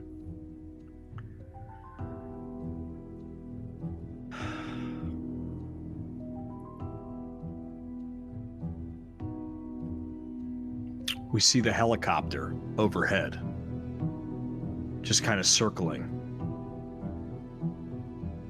We zoom out and we see the border. We see the troops kind of moving out. Does anybody have a cell phone on them? Yeah, I think. I have that burner. I think because I gave the burner that Harris gave me to David. I think I still have my phone, my Nokia 6150. Great. Yeah. So one of us has a phone. I think I at least have one, if not two. David, you get a phone call, and Olivia, you both get phone calls at the same time. David, did you pick up your phone? Yeah, I guess if I'm I not have to. in danger of getting struck by lightning from Daphne. Yeah, you hear. You pick up the phone and you hear gunfire on the other end. Oh my God. Jesus. Oh God. You hear gunfire on the other end, and you hear what sounds like a guy on the other end being like, "Take cover! Take him out! Take him out!" You hear like gunshots going off, and the last thing you hear is this guy on the other end being like, "Tell Farrell, the agents are coming!" Bang, bang, bang, bang, bang, bang. And the line goes dead. Oh, jeez. Fuck. Olivia, do you pick up your phone? Yeah, I feel like she's like with her bad arm, she's sort of like limping along with this gigantic gun. With her good arm, she takes the phone and just says, "You've got 10 seconds." Olivia, this is Jack Portman. Oh my God. Please don't hang up. Oh my gosh. Fine, 30, go. You can trust Farrell. Don't trust Harris. My communication has been blocked. I've been trying to reach you for 3 days now. Oh God. I tried to reach you before Harris, but it didn't work. Whatever's in that lake is big, bad, fucking news. You gotta get out of there. I'll do my best to stop Harris in his tracks, but I don't know what I can do with my communications blocked. What about the chair? Chair. The thing in the middle of the lake. Do we blow it up or no? What does it look like? And you hear like scrambling in the background. You hear, Yeah, as she's like looking at it, you hear like yeah. A throne made of some sort of dark stone, looks like obsidian or ebony, but not the kind that you would find at your local jeweler. This is something otherworldly and Like currently, alien? It doesn't look human-made, right? Not human, definitely not human. And currently one of our agents is sitting in it, and there are some, oh god, what looks like cables going into her. You hear like a pause on the other end. Did you see the cables are... Did you see the cables are in her? Yes.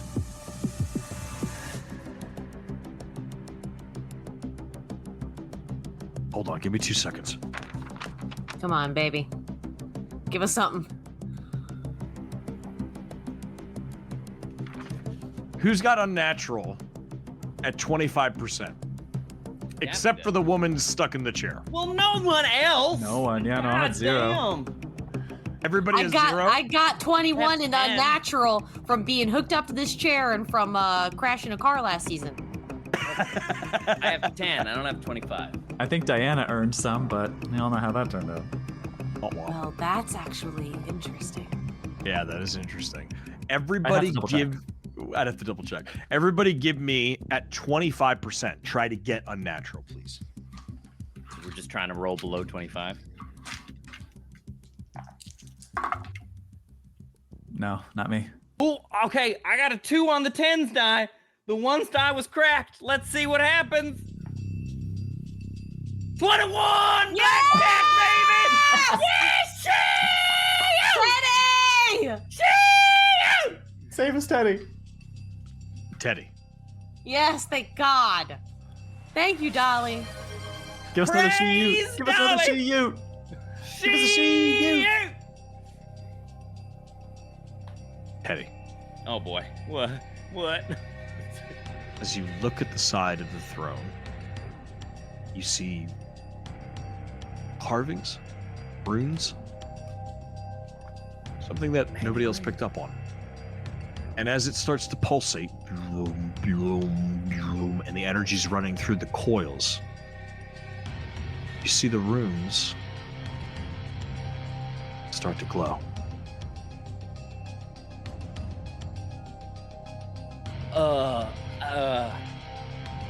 Is it decipherable at all? The only thing that the runes look like are a sign of sorts.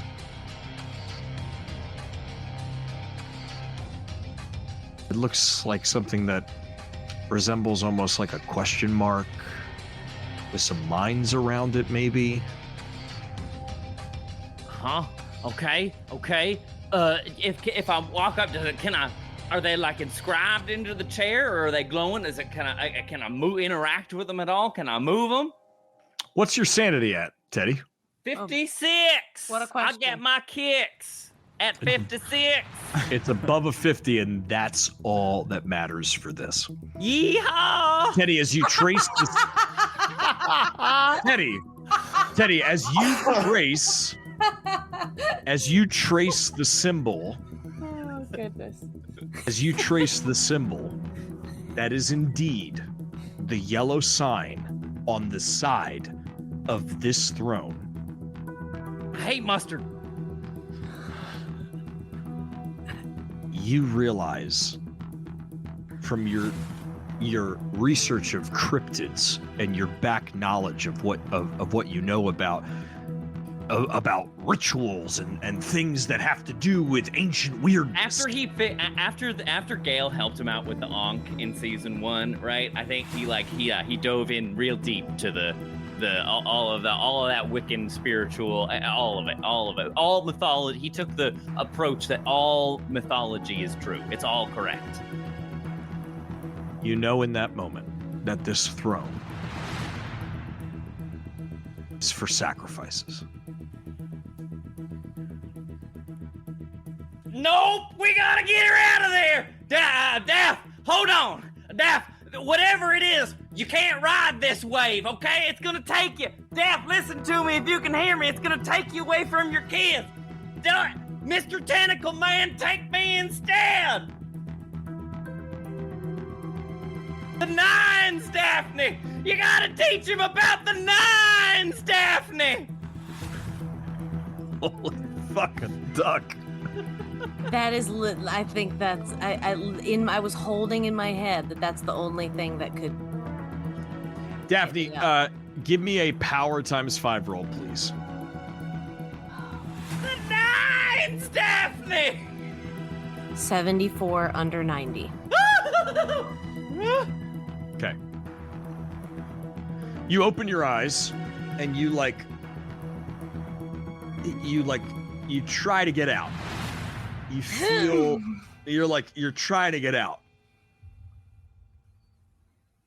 And maybe it's the fact that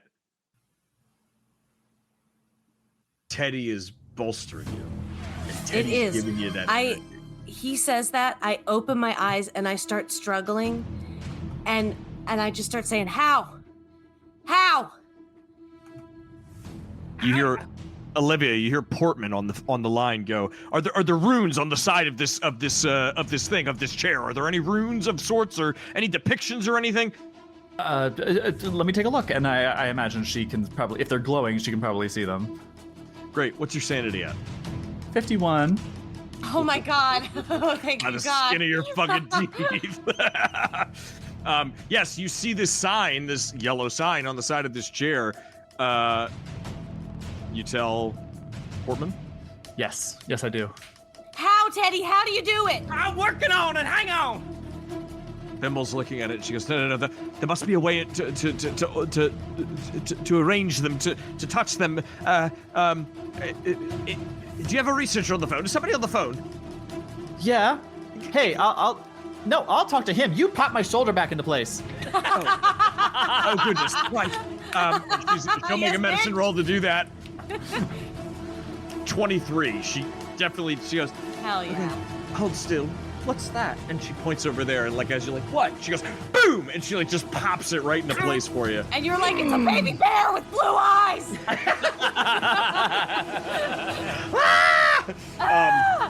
So she pops it back in, and she turns back, and she goes, "There must be something. There must be something with the symbols. Connect 4 or something. Theodore, touch the ones on that side."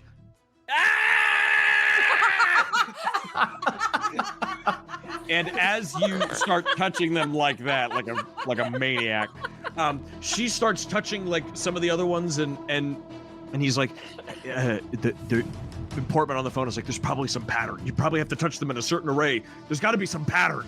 Try to figure out the pattern, Olivia." Okay. Fuck. Okay. Yeah. So she's gonna.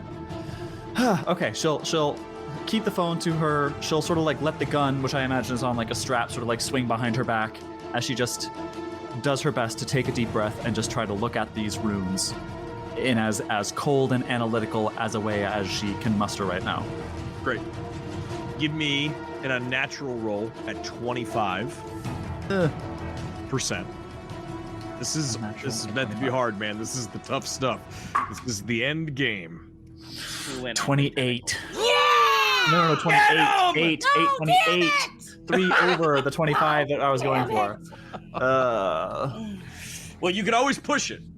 Yeah, but oh my God, it's gonna. I know it's so hard to choose. I think, for what it's worth, in this moment, there was a moment of panic, and now the team is working, and in the chair, I'm trying to be calm and manage the team. That's Hell what yeah. I do. Palapane, Yeah. what are you working on? There's some symbols on the side of the chair. There's probably some kind of pattern we're supposed to work out, but I have no fucking idea what this is, because let's remember, Olivia has never seen the yellow sign. This is outside of her awareness. All right, take a deep breath. Take a deep breath. Draw the sign in the snow. And she'll, with the tip of the gun, she'll draw the sign in the snow where Daphne can see it. Oh, Daphne, give me a sanity roll as you see the sign. As she draws the yellow sign for you. 13. Okay. I'm good. Good. All right. You take no sanity damage. Olivia, as you draw it, and Daphne fuck me, like has a moment as she sees it again. Hey, I've seen that before. Reroll. Reroll my unnatural. Yep, and give it 35%. Okay, Try to get under 35%. 72. God fucking damn it. You just don't know. You just don't know. Teddy, give me another roll on the unnatural. 35%. Try to get under it. As you're banging away at the And all water flows into the ocean, and from there its motion is to the sky, where it's high, then it falls in rain, and we see it all the same as it goes back down and flows to the ocean! What am I rolling? Try to get under 35. Okay, here I go. The motion of the ocean of the notion of the 27! Yes! Come on! Yes! Get me out of here! Teddy, as you bang on the thing, as you bang on it, suddenly, for some reason,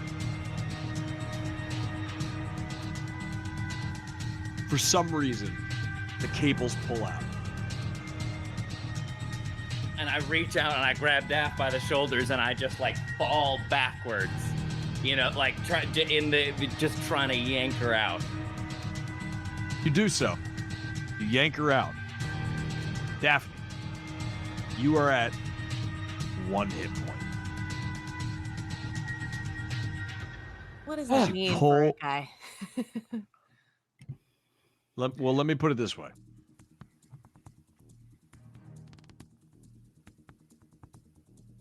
If you took 1 point of damage, your character would be permanently dead. The way that manifests, I think, in this moment is that chair was keeping you alive and doing everything that it had to do.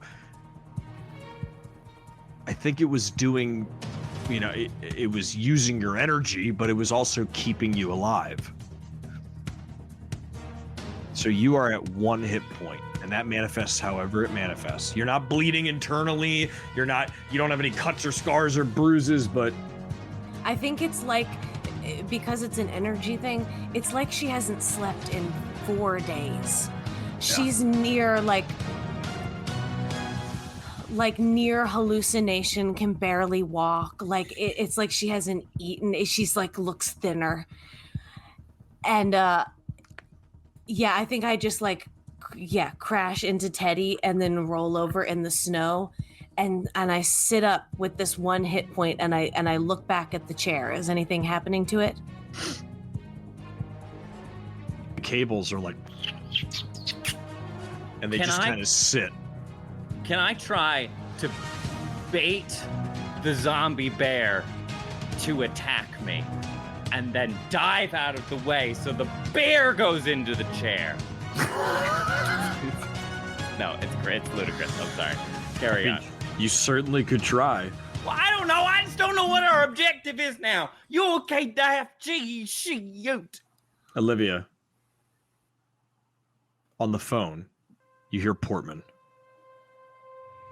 What happened? What's happening? What happened? Portman, we have a. Harris showed us a gun that could destroy this chair. I think we need to use it. We tried putting the runes together. It didn't work. We managed to get the Daphne out of the chair, but it's still the source of all this bad energy. We have to destroy it. No. Olivia, you're missing the point. That gun. That gun is what's. That gun is for what happens if you don't use the chair. As he says that, you all feel a rumble in the ground.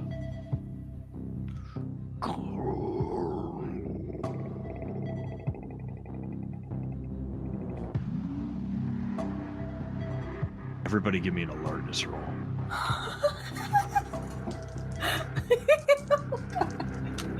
No, 91. No.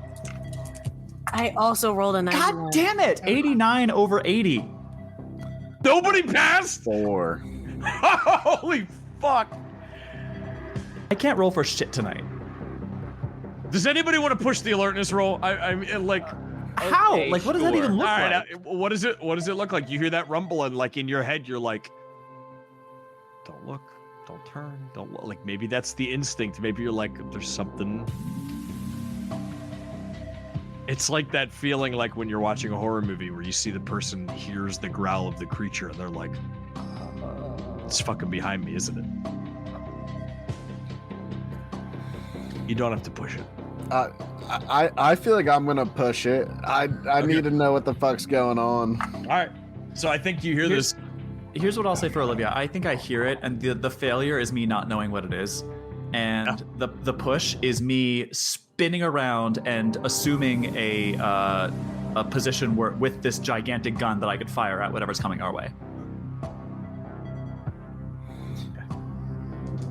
So I just like I whatever, I'm like, my instincts are not triggering, and I take the initiative and say, all right, whatever's making that noise, I'm gonna shoot at it right now. So I'm gonna whirl around with this giant gun and like kneel down with it. Yeah. That's my push. Great. Make sense? Yep. All right. David, Daphne, or David, Olivia, push away. All right, 67 under 80. I got a 4 under 77.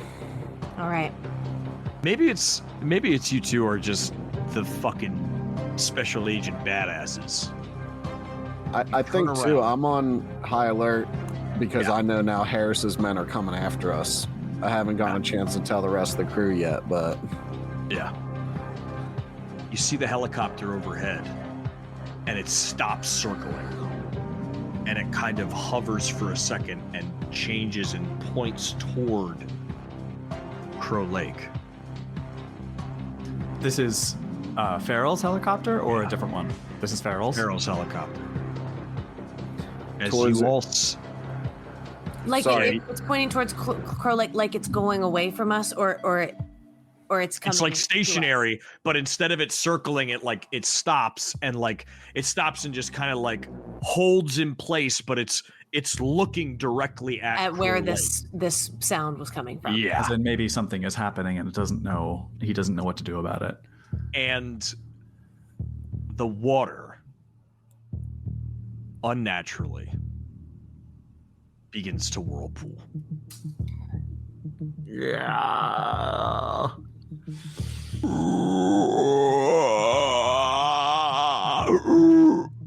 As you see this water just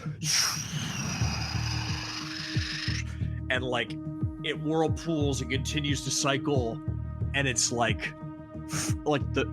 it's like freezing and unfreezing and freezing and unfreezing and freezing and unfreezing as it's like circling and circling and circling.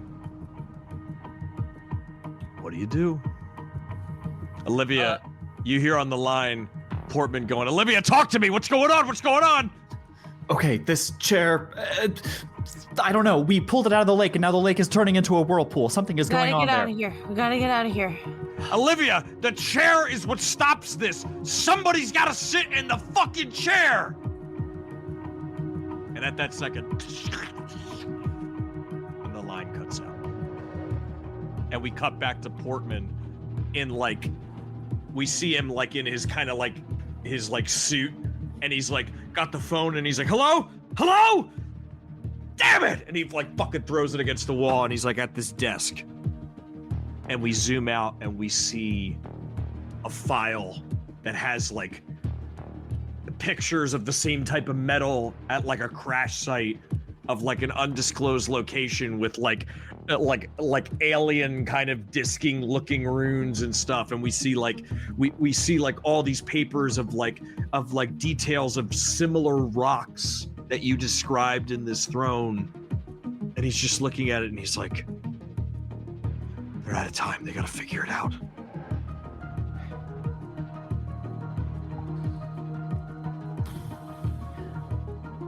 And I'm the only one that knows that someone's got to sit in this chair.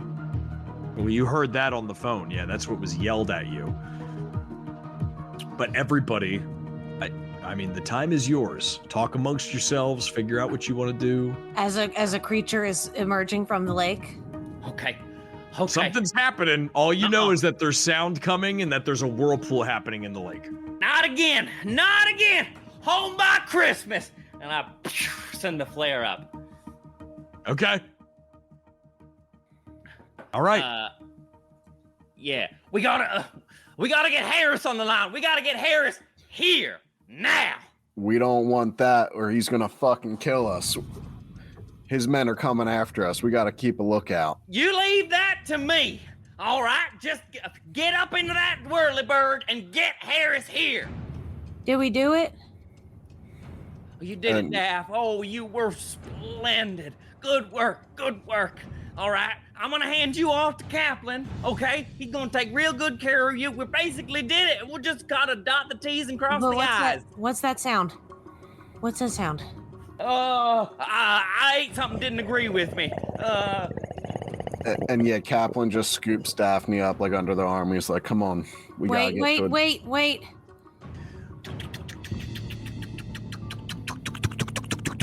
As the helicopter starts to come down, and Farrell gets out, and he's like, what the hell is going on out there? Can you get in touch with Can you still get in touch with Harris? Tell him we want to talk to him. Harris won't talk to us. He's trying to kill us. What? Tell him we figured the whole thing out. Tell him we got the answers, and we just need to show him the end of it all. It's too late, Teddy. He's killing my guys back at the base. Killing what? He's killing our guys. He's wiping out anybody that's responsible, anybody that knows anything. Okay, What's pull them going back. on down here? Pull them back. Anyone who can run away from them, tell them to come here. We want Harris to chase us here. That's it. That's good. Tell him where we are. Let it slip. Draw him right to us. This is where we want him. All right. I'll try my best. And he goes over to the helicopter that's like still. And he goes in and he like gets on the headset and he's like, this is Blue Flag Command. This is Blue Flag Command. Everybody read me. Anybody who can read me, make your way to my location by Crow Lake. Everybody who can read me, make your way to Crow Lake. Go work. Now get out of here, Farrell. And Daff, I hate to do this to you, but I think you gotta go with him. Wait, no, I'm not leaving you. What do you mean? Oh, come on, Daff. You're the only. You gotta get home. You gotta teach him about the nines, Daff.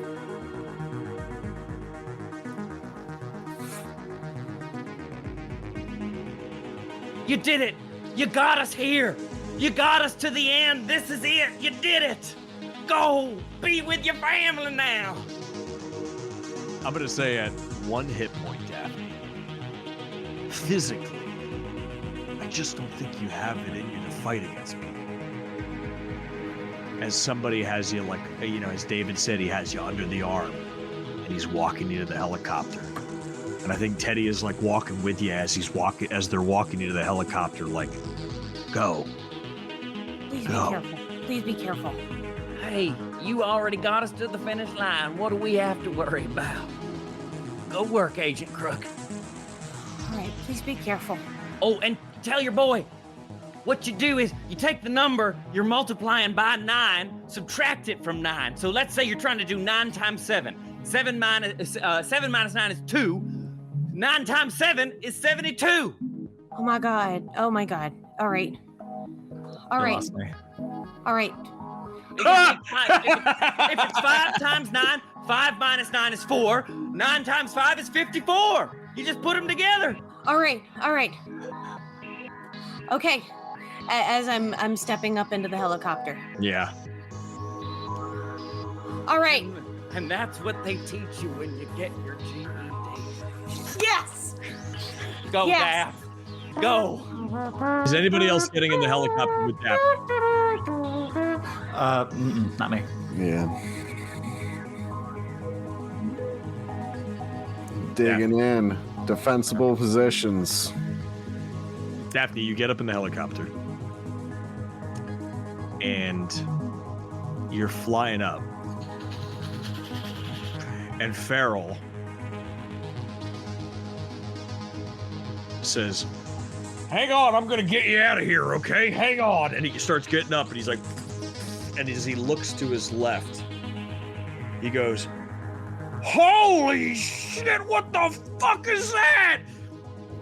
As he says that, out of the lake,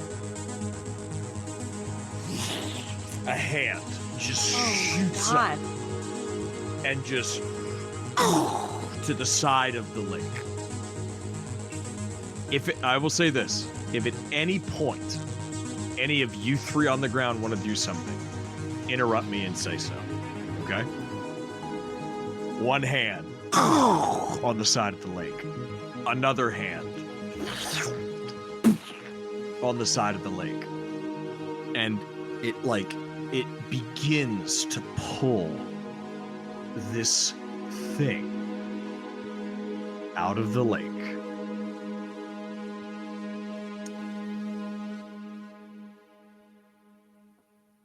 Teddy. Yeah, Are you looking at the lake? I guess. Oh, Dolly. What's the fucking plan, Teddy? As you look at the lake,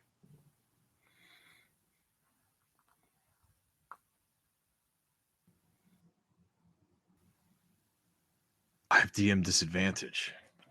Yes.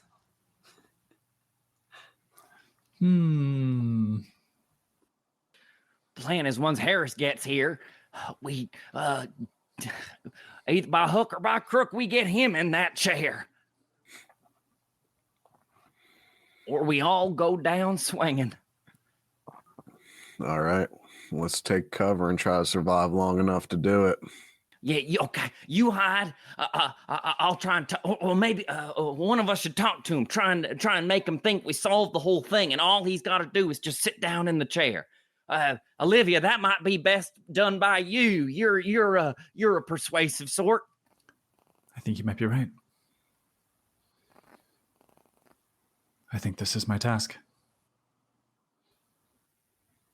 Yeah. Oh, so Kaplan and I'll hide. If things start going wrong, you give the signal. We'll hop out and just throw him in the dang thing.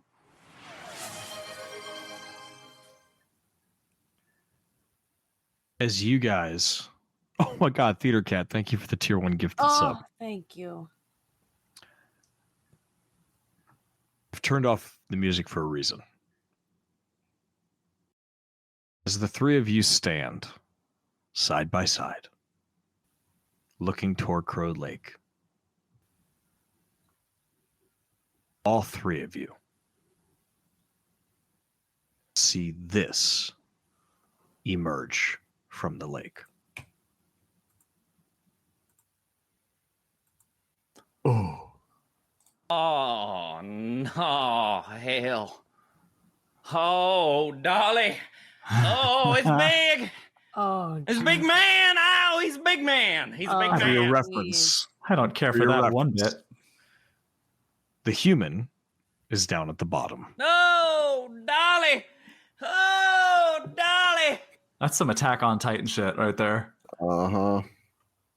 As what you hear coming. Big Jasper. Oh, what? The hot and crispy Kentucky fried. Fuck is that? That's the 12th original herb and or spice. As what you hear come out of this maw is just this screech, this ungodly sound, this thing that doesn't make any sense or rhyme or reason to human knowledge that anything could make a sound like this. Please, all three of you, give me a sanity roll. Yeah. You really, really want to succeed at this. Oh. Okay. 38 under like 53. Yeah. 27 under 51. Great. Oh, 86. 86 over 56. It wasn't me for once.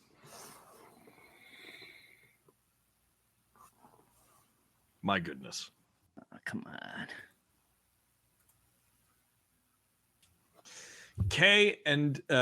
Olivia and David, please give me a D10 roll. Oh, gracious. Teddy. Crack die. Yeah. 7. Okay. Our dolly who art in Nashville. Olivia. Rhinestones. You take 7 points of sanity damage. Oh my God. 5. You take 5 points of sanity damage. Teddy. Oh God. My sweet, sweet Teddy. Yeah, come on, give it to me. Please give me a D20 roll.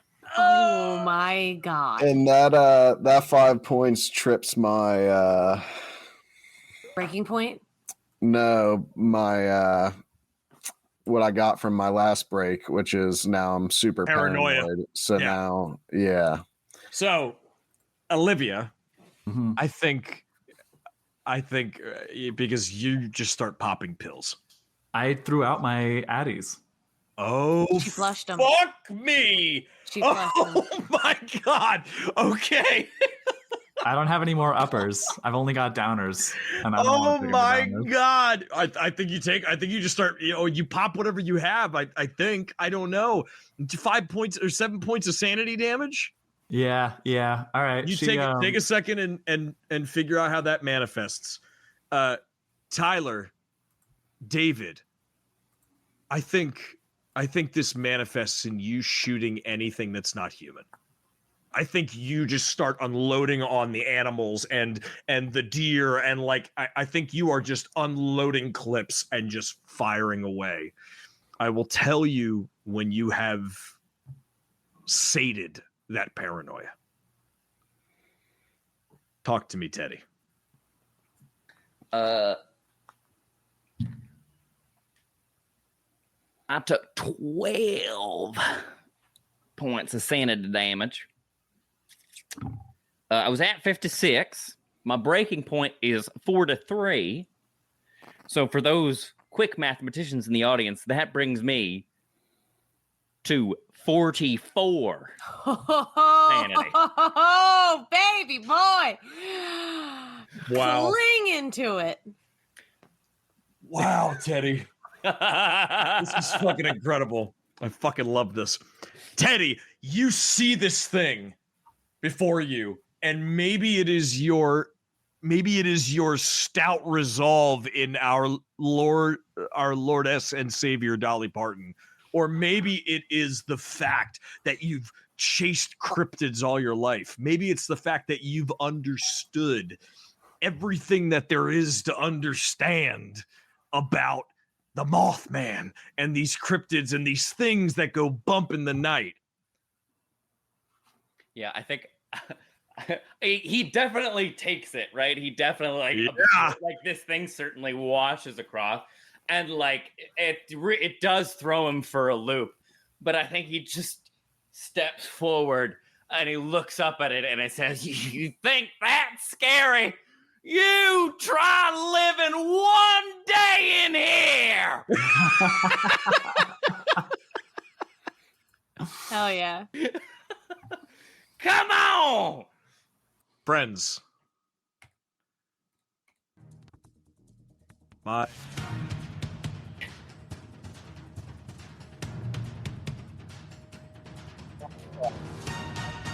Oop, hold on one second. Start over, Ned. The sound was doing that funny thing it does when the music clips in. Ducking you. You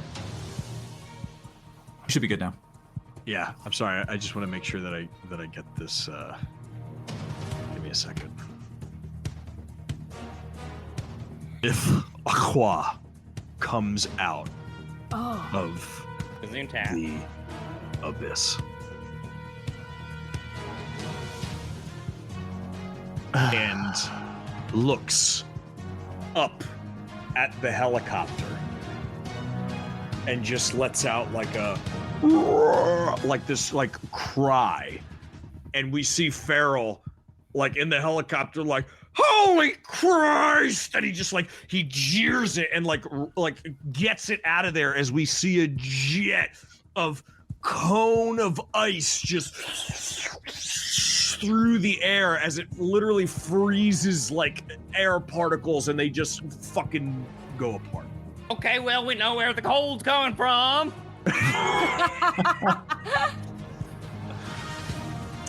Check that off the list. David, Can I do anything from the helicopter? you can. Am I- Yeah. What would you like to do? Off the board? No. What would you like to do? Never off the board. Maybe we're pulling off the board right now, but can I just like unload my gun at it as we're pulling Sure. away? Sure. Yeah. You're like, Like it is all she can do to just like get her gun out. Ah! And then yeah! Bang, bang, bang, bang, bang, bang.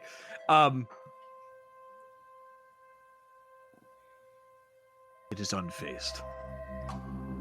Your bullets ping off like paper. I see that happen.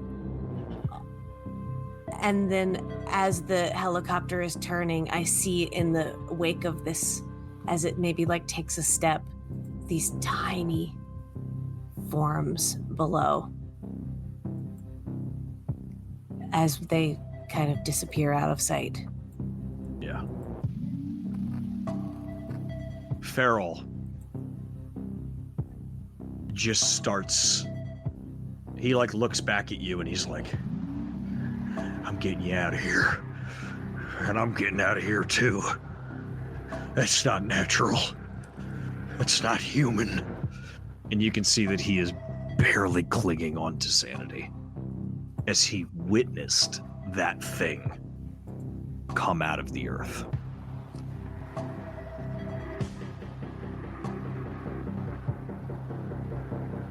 We are going to go into initiative. Whew. Initiative. Yes, I will need all 3 of your initiatives. And Daphne, we will continue to role play and keep working with Farrell up in the air. That's what our dex times 5 again. That is correct. We're going long, folks. That's a 65 for DK. Right. Now add I believe you add 30 to that because your gun is already drawn. So Sweet. you are like already like shooting shit. 95 for the 95. paranoid madman. Yeah. Don't worry, feel safe.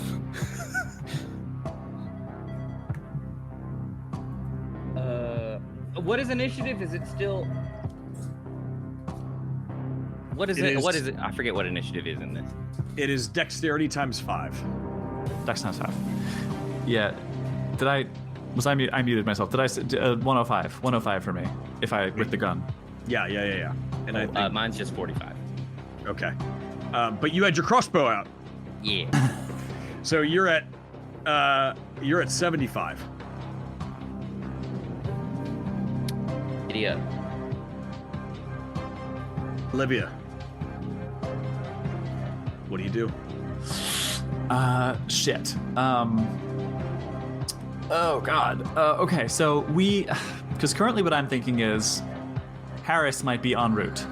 And Maybe, but perhaps. you also have a giant monstrosity horror in front of you. Yeah. We So can't really do anything about that. yeah, So what I'm thinking instead is I gotta buy time. I gotta do something that's gonna buy us time.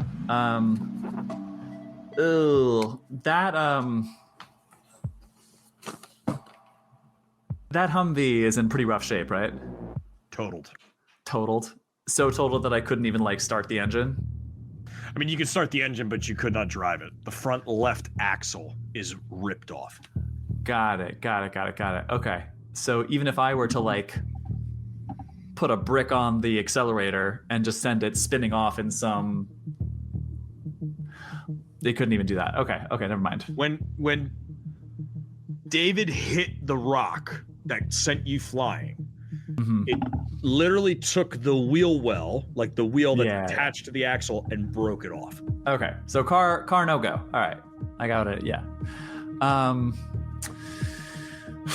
This gun has a grenade launching attachment, right? Sure does. All right, I want to try to send a grenade somewhere where it will explode and potentially distract this huge monster. Okay. Yeah, so I'll try to send a grenade off. Like if I'm facing the lake and it's standing right in the middle of the lake, I want to send it to like the other side of the lake. Great. So you do so because you're not like calling a shot. You're not trying to hit a target. You're just sending it off in a direction. Yeah, I just want to make a big loud noise somewhere that it might get distracted. So you fire this thing, and it lands, and it blows up, and you see like one of the trees like explodes, and there's like some flames and stuff.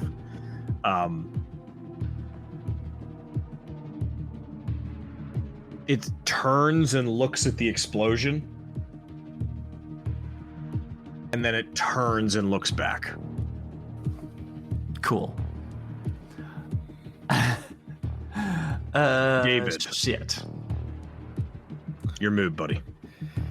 Am I? You are paranoid, but I will say that you have exterminated all of the small creatures around you.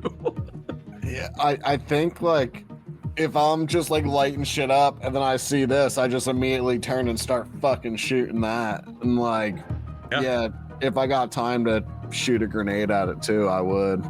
Sure. If you want to fire a grenade at it, I will absolutely say you fire a grenade at it. And I'm not even going to say that you have to roll to hit because of how big it is. You hit it. The grenade hits it, and you see it like recoil from the grenade. And it just stands and stares at you. Jesus. Chat, this is what the fear is about. This is what Delta Green is about. This is when you look at something, when you stare into the dark abyss and it stares back. Teddy, it's your move. Hydration check, everyone. Stay hydrated tonight as we go into the abyss. Sierra Berry says, "Is the darkness single?" Damn, you know, I think actually he's looking up at this thing, and actually he's quite calm. Maybe calmer than you've ever seen him before, weirdly enough. It's like, damn, you know, I thought we had the worst of it when we squared off with Harry Jack all that time ago. This is something else. Man, if Harris don't get here and my plan don't work, one of us gonna have to sit down in that chair. Do you want to draw straw? I'm willing to do it. It was my stupid plan, so I'm willing to do it. I'll say again, but if anybody wants to draw straws or whatnot, I'm open to suggestions. And that's my turn. And I don't trust a word Teddy said. Yeah, you're like, well, it's gotta be, you're like, maybe you're thinking it's gotta be me. Maybe you're thinking like, no, nobody else can do it. Nobody else can do it right. It's gonna fail. Nothing else is gonna work. Like maybe that's where your head is at. I don't know how your paranoia manifests. Only David Kaplan does, you know. But suddenly, from far off at the Weather Watcher HQ, a helicopter rises.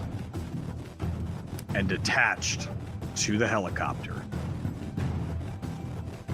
is a big old cannon. Oh my God. And you see it beginning to head toward this thing. We jump back to Olivia. Well, now who's flying that? German guy's back with the jet. See, it would be my assumption that Harris would be on that chopper. Teddy, you gotta shoot. If you can muster one. Dude, I'm nervous, everybody. Oh my God.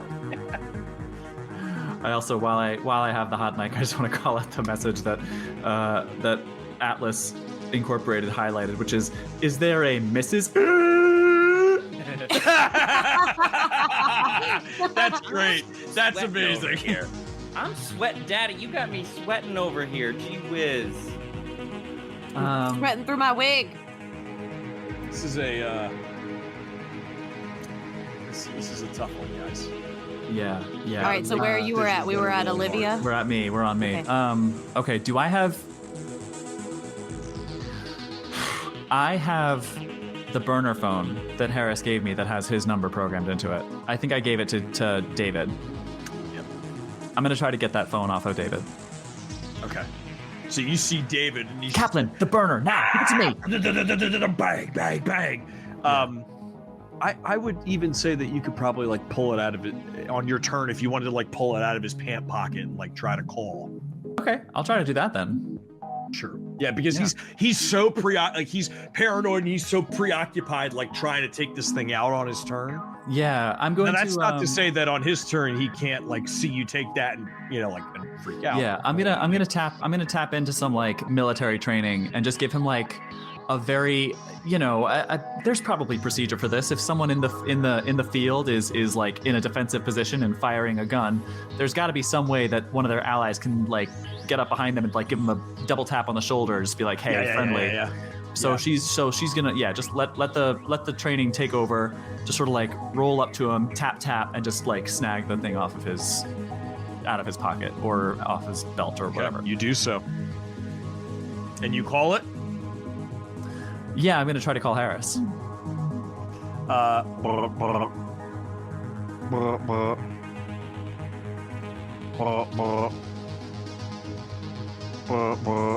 pickup.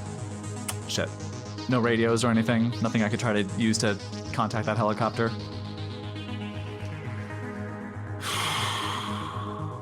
In that case, is there like readying an action in Delta Green? Sure, we can say that for you. We can say that you can do that, and we'll move your initiative. Yeah. That's If fair. that if that crazy antimatter gun looks like it starts activating, I'm launching a grenade at that helicopter.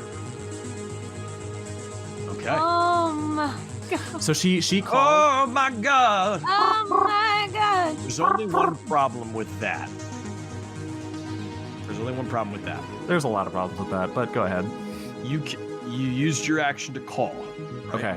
Oh, sure.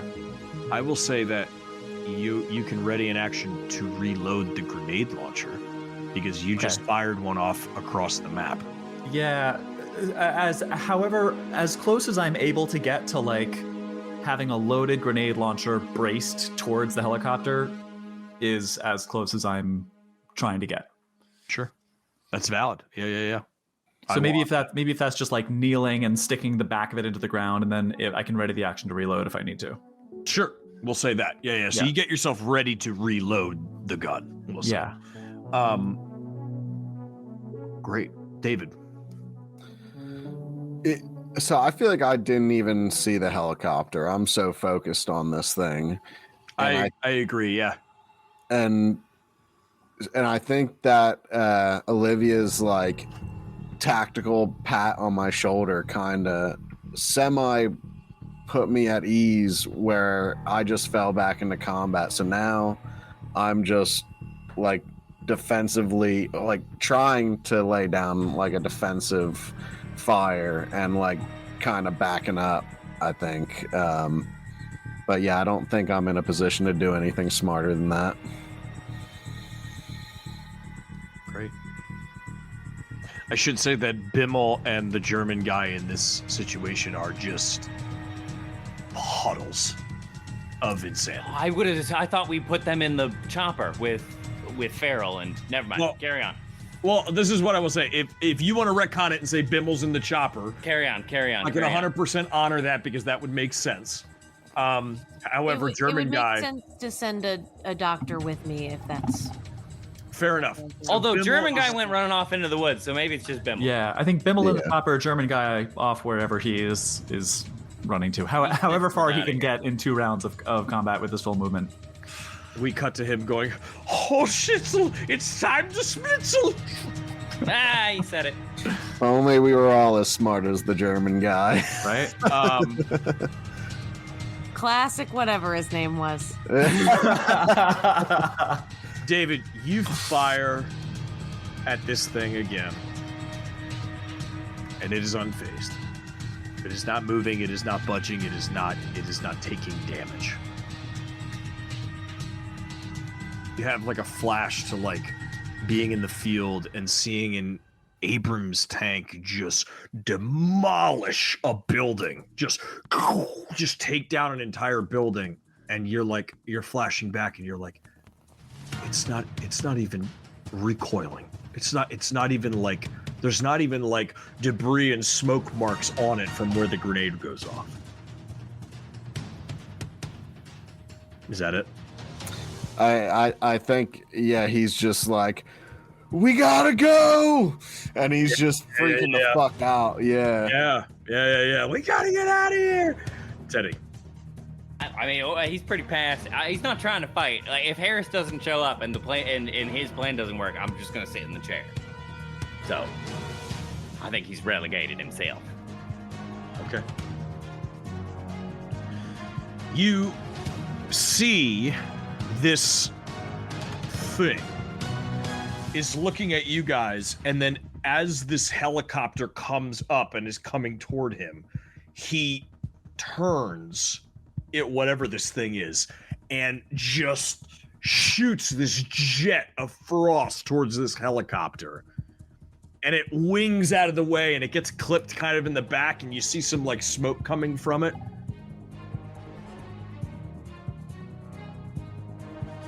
And its foot kind of comes down, and you feel the whole earth like shake. Can everybody give me a dexterity saving throw to stay upright instead of falling down prone? That's Dex times 5, yeah? Yep, Dex times 5. I got a 1. 25. I got the number 1. Amazing. Ooh, crit success, 11 under 75. Oh That's my God. good shit, y'all. Daphne, you, sorry. I'm so sorry. Olivia, you crit success, and like, as the stomp comes, you catch it coming, and you pick the gun up and like almost jump as the wave comes, and you like land back down in that position. And in that time, you put a grenade in and reload. Hell yeah. Cool. Hell yeah. That's cool as hell. That is really cool. David, you stagger a bit, but you keep yourself up and you keep firing. And Teddy, I think you're like, I don't know, like riding the wave.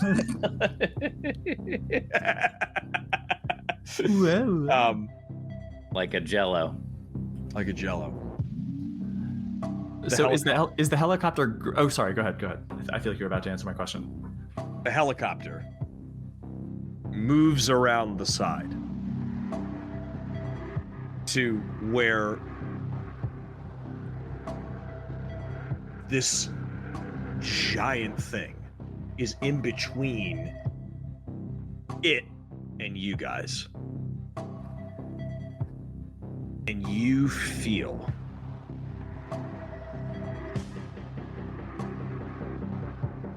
the air around you gets sucked toward this thing.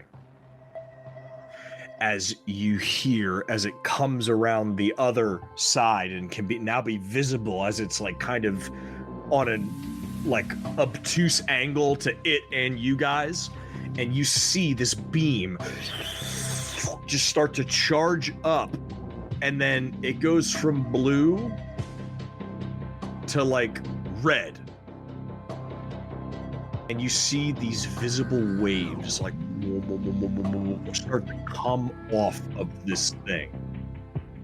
Off of the, what was the thing? Is it the cannon? This On the cannon. helicopter? And you see the trees that are in between this thing and the helicopter instantly incinerated. And it hits this thing, and you do actually see like some flesh and some things of whatever this thing is start to peel off. And it's like, it shrieks in like anger and ferocity, like as it's just like swinging its hands toward this helicopter, trying to like take it out of the sky and shooting frost like wherever it can. Okay, it is your turn.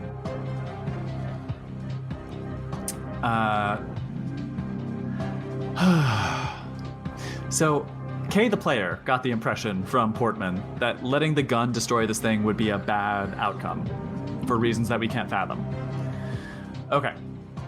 All right, then yeah. Olivia's gonna fire that grenade at this helicopter gun thing. Oh God. Okay. It is pretty high up in the sky, and you're trying to hit it with a grenade, and it is moving. So, what is your firearm skill? For heavy weapons, it's 50%. Okay. You got to get under a 30. If you can get under a 30, your grenade will hit this fucking helicopter. Come on, baby. All right. Which dice haven't fucked me yet tonight? And this is also a roll that you can push if you choose to do so. Okay. All right, here we go. Let's see what happens. The water, because I'm like... Let's see what happens. What is 29. Yo! I get a 29 under 30. No way. Wow. You rolled your age? I did. I did. Oh, that's cute. Wow. That's not very mundane. All the props. We're a prop comedy podcast, first of all.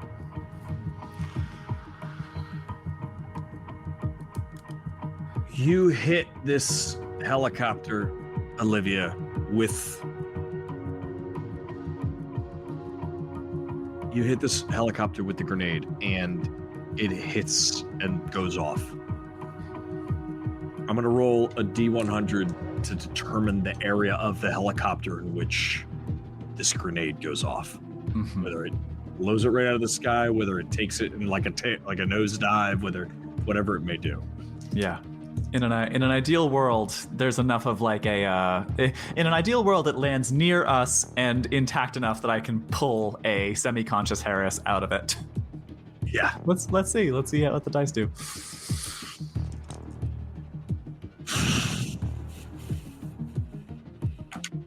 Would be pretty fucking sick though. It would be pretty fucking sick. That'd be pretty sick though. You hit the back like rotor, Like the tail rotor. the tail rotor, and it does exactly that, Trevor. It begins, and in the amount of time that a turn is, in 8 seconds, it comes down and lands on the bank. 50 and lower, it blows up. Oh my God. 51 and higher, the jet fuel that is in this helicopter does not ignite. And we can pull And- Harris's body from the wreckage. You guys can try to pull Harris's body from the rubble. Oh Let's go. my God. Let's go. Come on. Let's go. Come I'm on. doing it as fair as I can. This is a 50-50 roll. Let's go. Let's go. 60. Hot dog, go get him! Go get him! Come on, let's go! Come on, let's go! Gee! The helicopter comes down. Fucking damn! I swear George Washington would have had you in his army, Olivia. That was good! The helicopter comes down, and you hear Daphne. You overhear on the radio with Bimmel in the helicopter, like, Mayday, Mayday, we're going down! We're going down! And we cut to Farrell just being like, fucking asshole. As he flies off toward the, he's flying off toward like like Air Force base. Like he's trying to get you to help, and he's trying to get you guys out of there. Bimmel is kind of like in the corner, like, I don't understand it. It doesn't. It wasn't human. It didn't make any sense. I don't. My goodness, what was it? What was that? What even was that?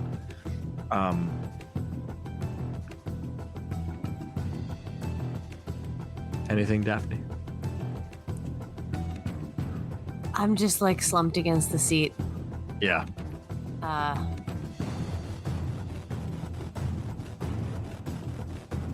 It's all right, Bimmel. It's all right. You got somebody waiting for you? Yes, yes, my nephews, and my daughter. She's estranged, but I think I'll give her a call. Yeah, that'll give you something to work on. Yeah. Yes. We cut to on the ground as the shrieking and yelling and the flames and everything is erupting. Teddy, are you running to try to get to the helicopter? Can't you tell?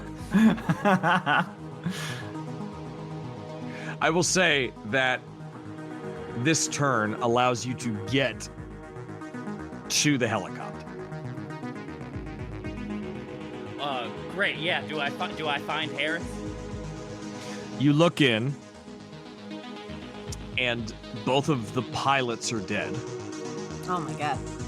And Harris is very, very badly wounded. Hey there, boyo. You know what But he the great is thing? strapped into the cannon. Like he is strapped God. to the cannon. Oh well, I'll unbuckle him, and as I'm unbuckling him, you know, I'm like working all the straps and the bits and the bobs, and I look at him and I say, you know what the great thing about working with about fighting beings from another world is, Harris? They don't know what the fuck we're gonna do either. Oh my God, Teddy. He's fucking lost it. He's lost it. He's lost his damn mind.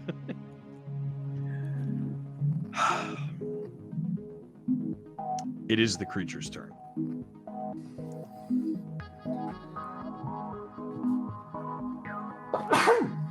Bless you.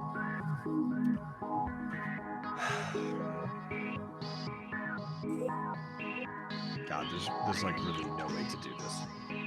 No easy way to do this. I'm gonna roll a d4.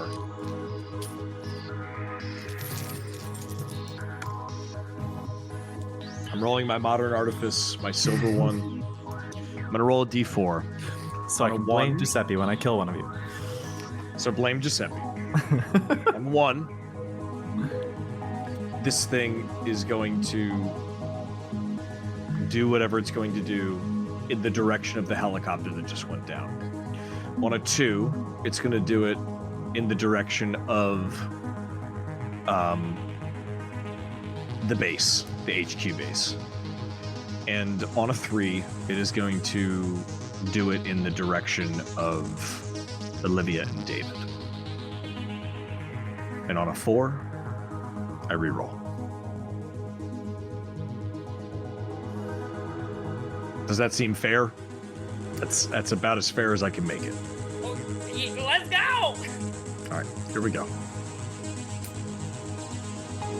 Can't look. It was a 4. I need to reroll. Jesus! Stop it. It's another 4. For fuck's sake. It's not, then it missed. A 4 Yes, 2 4s in a row. He fucked it. He fucked it. He got distracted by a butterfly. He got distracted by a butterfly. I'm pulling hairs back to the chair. All right. It shoots. We'll say that in a moment of hysterity, it shoots. Like it just shoots it up in the air and just shoots this arc through the sky. Oh wow! Shit! Come on, you son of a bitch! Olivia, it is your turn. I will approach Teddy and the semi-conscious Harris. Well, they've taken a whole turn to run all the way over to, like Teddy is still over in the helicopter getting Harris out. Okay, that's one move. Yeah. Then I think I will, if I can get David's attention, I will try to instruct him to go help Teddy bring Harris back. Okay. Yeah, I'll Kaplan, go get Harris. Help Teddy. Make a persuade roll because he's currently paranoid. We need him here now. Persuade. I'm persuading you. I am persuading you, but not well. It's an 80-something over my 63. God damn it. Yeah, David. I don't know. I think David is just he is determined to do what he's determined to do. I push it. Not in his current his current mental state. Can I push it? Can I push rolls during combat? Is that a thing? Is that against the rules? I don't know. I think what I am gonna rule that you can. I'm gonna say because we are like 8 seconds at a time and we're moving, and there's a fucking great old one standing over a lake. I think that's it's fair. like He's not that great. Damage or to hit rolls. Okay, I think we can consider that. Thank you, Sierra Bear. You can't push damage or to hit rolls. Okay. Okay. Yeah, I think we can consider that like just a combat roll in general. So she's just gonna she is instead going to position herself next to the chair and I think she's just gonna start. You know what? She's because we're all in our hazmat suits, right? Yeah. All right. I think mask off and like undo the bun, pull the hair down. Just she's trying to look a little bit less. Well, she's trying to look not put together because she always looks put together. Yeah. So she positions herself next to the chair and just starts trying to look, I'll say, wild. Okay.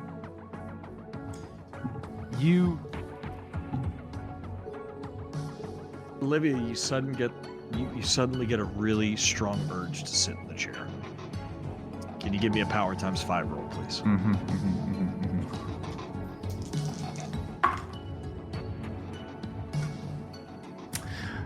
56 under 65. There we go. There we go. Great. You don't sit in the chair. You are able to you have your hand kind of right on the armrest part, and you're just wildly looking off. She just looks towards the chair and just under her breath says, "It's not me, you son of a bitch." Not this time. It's Harris. It's Harris. Get his ass. David, it is your turn. All right. I'm running to the cannon. Okay. It's the only thing I've seen do damage to this thing. Hell yeah. It's the only, yeah. Hell yeah. From Great. the crashed chopper. This is You wild. make Do it. Do it. You make it all the way. I will say that you make it all the way to the cannon this turn. Cover me, Kaplan, as I'm lugging Harris. Yeah, I think he runs by and goes, "You do your thing, I'll do mine." Yeah. Yeah, I'll say that you get to the cannon and you can begin to power it up. It takes a turn to power up. So we'll say that on this turn you're powering it up. All right. And you're trying to aim it at this thing as it's in the bay. Teddy, Is it me? it is your turn. I will say this. You can make it halfway to the chair because it took you a full turn to get to the helicopter by yourself. But that is lugging what I'm a doing. wounded person, Then So you- that is what I will do. you're going to get him closer to the chair. Uh-huh. Okay. It is this thing's turn again. I'm going to roll the same thing. 1, 2, 3, and a 4. The things stand. A 1 is toward the helicopter. A 2 is actually going to be toward Teddy because he's in between the chair and the helicopter. A 3 will be Olivia by the chair, and a 4 will be toward the HQ.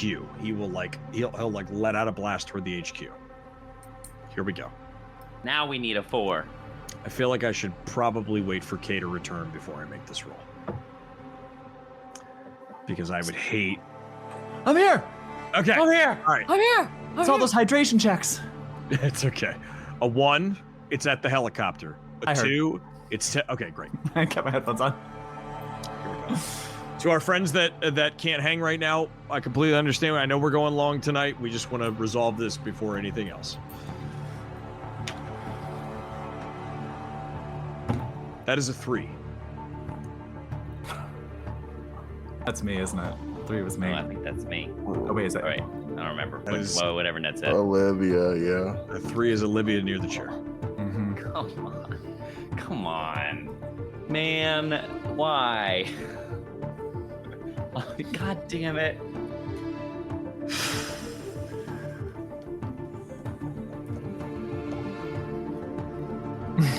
Olivia, please give me a dexterity saving throw. Okay. All right, I'm pretty dexy. So Dexy. I'm so dexy. I'm a dexy lady.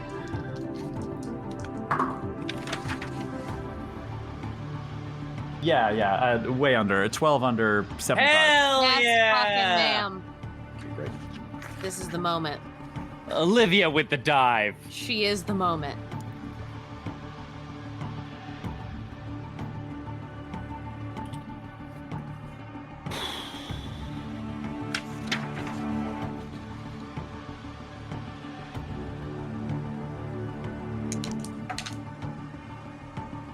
Okay. A cone of ungodly ice comes towards you. It's a brinicle. Oh, well, fucking yeah. An icy finger of death. Fuck yeah. It comes shooting towards you.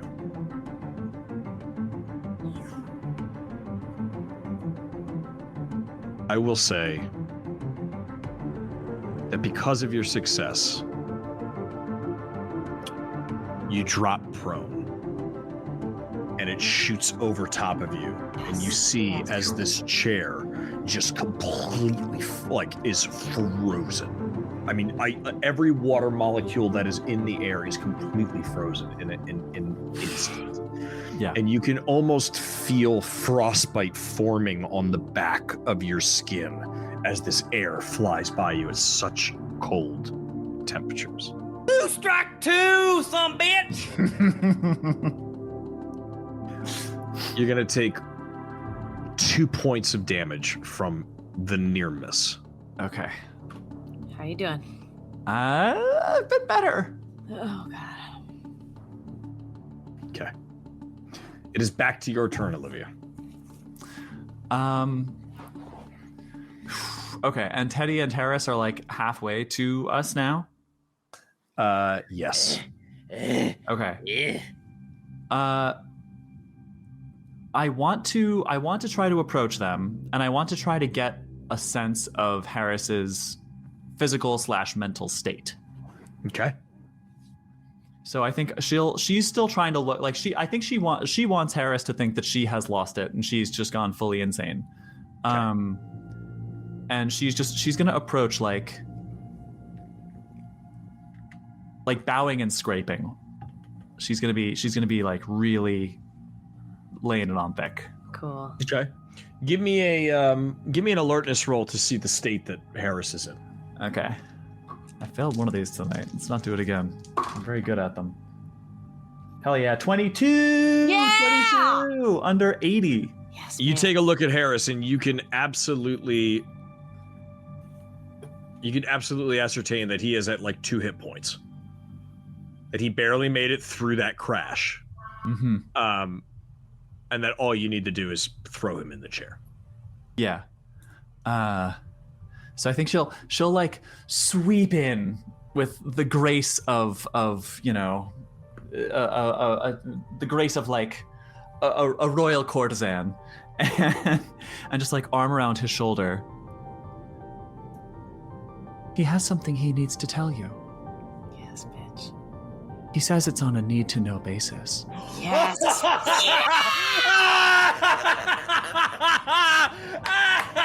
And like with her hair down, Get him! like Get him, gay! hair down and wild and like spilling over her shoulders, just like take an arm over her shoulder and just like this pasted smile on her face with her other arm extended, just like leading him forward towards the chair. Oh my god. Great. Great. Oh. David, it is your turn. All right. That blood, baby, fire away. Yeah. Where am I at with this rifle? It is charged and ready to fire, baby. I'm fucking shooting this thing. Great. Roll me a Gets to fire a D100 laser roll, cannon. please. All right. That is a 45. It's great. Under 1,000. Yeah.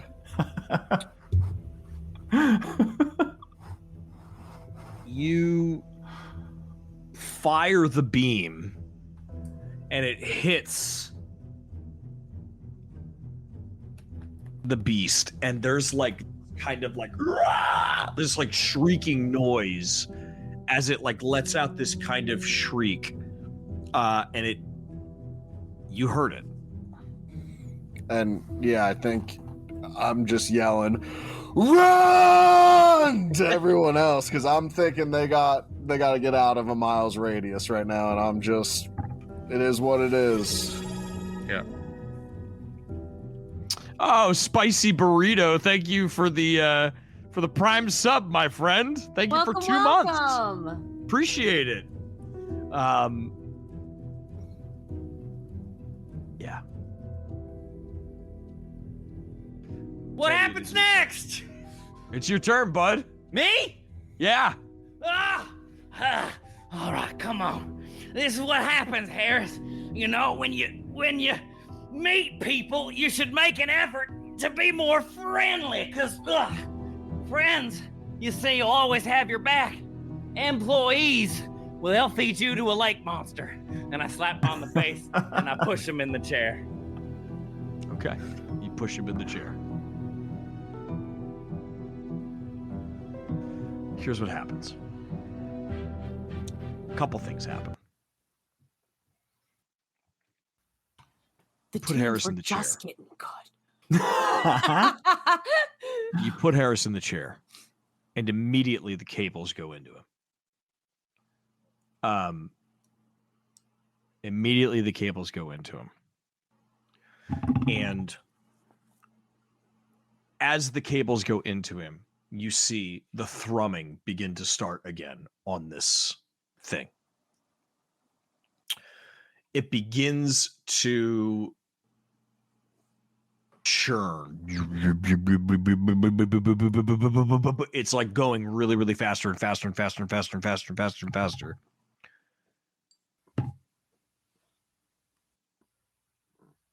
Who is next to the chair?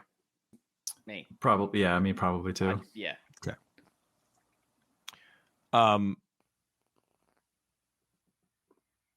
It's thrumming, and building up. That's what I'll say right now. That's what it's doing. We go to the beast's turn. And it stops right where it is. And it gets down like in a squat. And it just looks at you all. It doesn't have eyes. It doesn't really have a face, but it just stares at you all. I need a sanity roll from the two of you that are by the chair.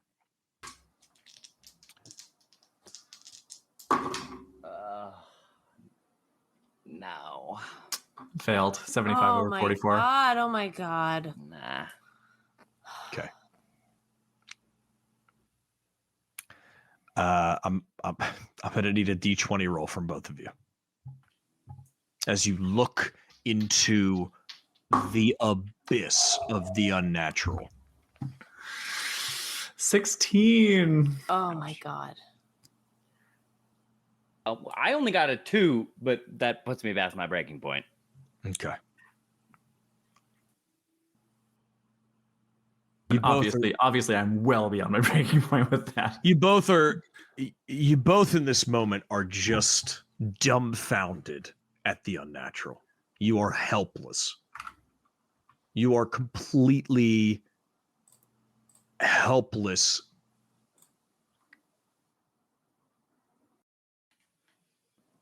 You can also project sanity damage. No, if you don't want to not go at past this your point. No, not at this point. It's too much. Like, in order to not hit my breaking I point, saw would Melodic have to- Maria posted in the chat. She's like, you can project it, and that's something that I probably should have done more of. But this is a campaign that's kind of like really fast paced and also isolated. Like, we're so far away from our bonds. Yeah. I would need to project. I would need to project more than I have bond points. So it can't be done. Yeah. I do have one helplessness adapted point. I don't know if that changes anything. Yeah, we'll say you take. I mean, 13 points of sanity damage instead of 16 for the. All right, I'll take it. Yeah. Oh my god. Bring it home. Yeah, I'm okay. We're crashing. We're crash landing this puppy. I know. You both are staring off into what is the complete unnatural. It's not human. It was never human. It is the end. If this thing gets out of here, it will destroy everything in its path. It will eat and take and destroy. You two are in a bout of madness, and you are helpless as you just look at this thing. And in that moment, the throne erupts in electrical, powerful energy. It shoots all over the place, and you, Teddy, and Olivia are consumed in this like electricity as you are part of this channel of electricity as it goes through you and it's around you, and it creates a circuit. And it's going through the chair and it's going through Harris, and then it shoots back into the chair, and we see Harris incinerated, like as this electricity shoots into the sky, and it arcs almost like a mortar, comes directly down, hits this thing. The thing evaporates, and the lake goes back to normal. In a matter of seconds, the chair shoots this energy up. It goes into the sky. It hits this thing, and it goes into the lake, and it's all gone. And the chair is just sitting there smoking with a pile of ash on it. Did we win?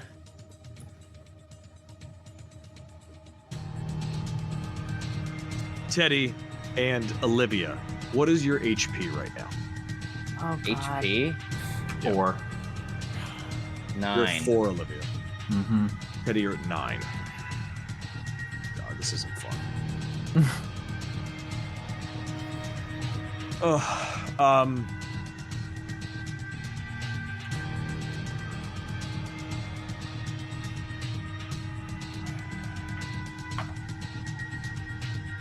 Teddy, you take 4 points of electrical damage as it arcs through you from the chain reaction. Olivia, you take 1. Oh god, thank you, God.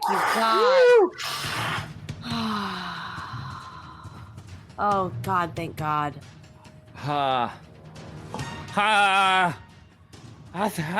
Did we win? I don't know what die you were my just rolling, God. but I was convinced I was going to take at least 5. Louise.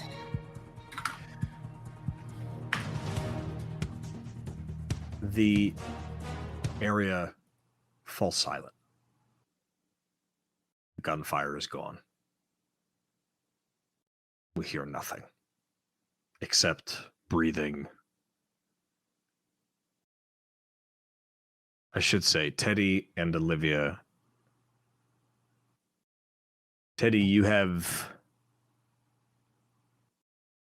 probably 3rd-degree electrical burns on you from that. Olivia, you are beaten to shit and damn near insane from your sanity loss. I started the day at 8 HP. Is there a rule for like, is this like, I don't know, in Call of Cthulhu it would be like major wound or something? Is there like a rule half about your HP? Yeah. Because you're at what now? 3. I have lost exactly half my max HP in the course of the last couple hours. Can you give me a Constitution saving roll? Yeah, that'd be times 5 roll. Yep. That's going to be... Oh, I got it. That's a 19 under 50. Yeah, so you're still conscious. But you're fucked. I was hoping you would say I was unconscious, because then maybe I wouldn't have to deal with the bout of madness. Yeah. Oh, well. I mean, we're out of combat and all the consequences are gone. I think... I think, you know, you guys are there, and David, I think your condition subsides and you're standing there as you see all of this happen. I'll give you guys a quick, you know, kind of 5-minute scene. What do you do? What do you say? See? Home by Christmas. I told you. Never in doubt. What the fuck just happened? I don't know, and frankly, I don't care. Let's go home. We should probably secure this cannon before we go anywhere. Oh. That makes good logical sense. Let's secure this cannon and then let's go home. Can we get a hold of Portman? Are those fucking... Looks like Harris ain't around anymore, but are his guys still trying to fucking kill us?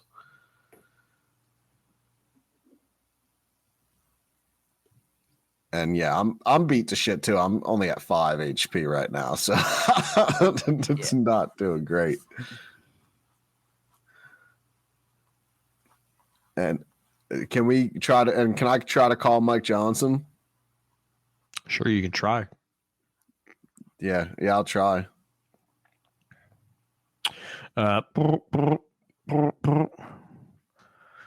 David, where are you? Did you hear all that? And it looked like there was some giant, huge thing in the distance. Yeah.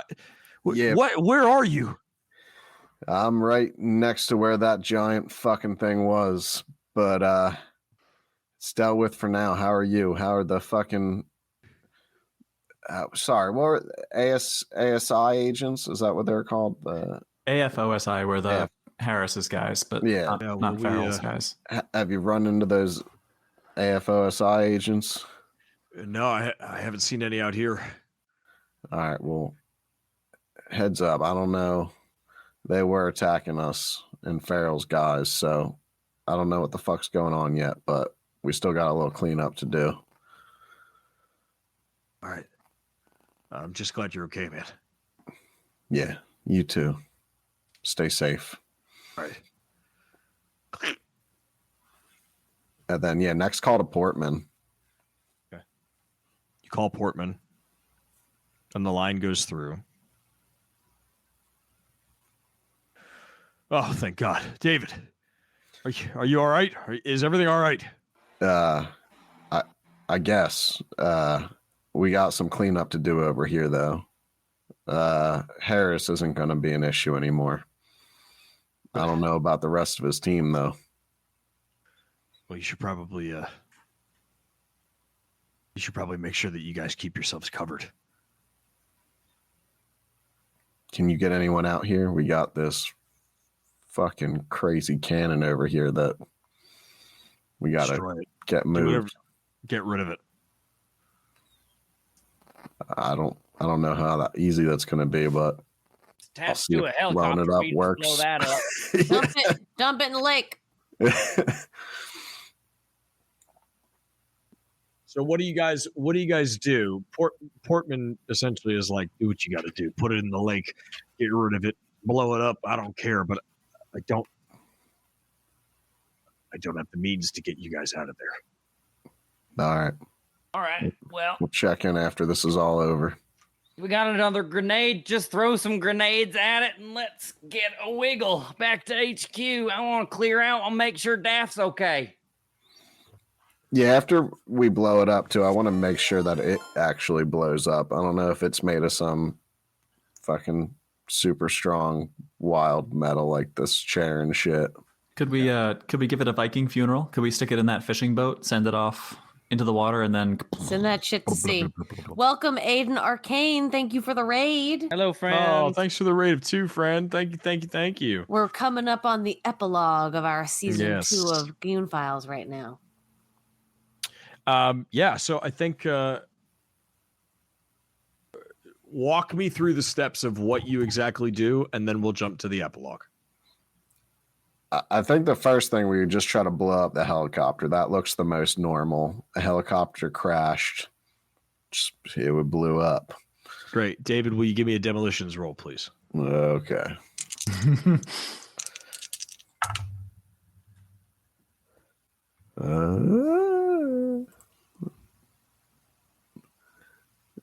63 over 40. Okay, do you want to push it?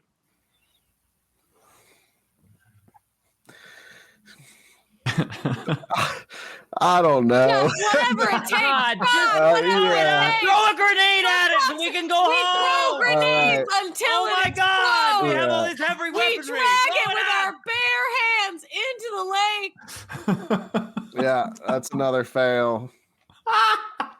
Mermaids swim upon the lake, swim up on the shore, and help us drag that shit into the lake.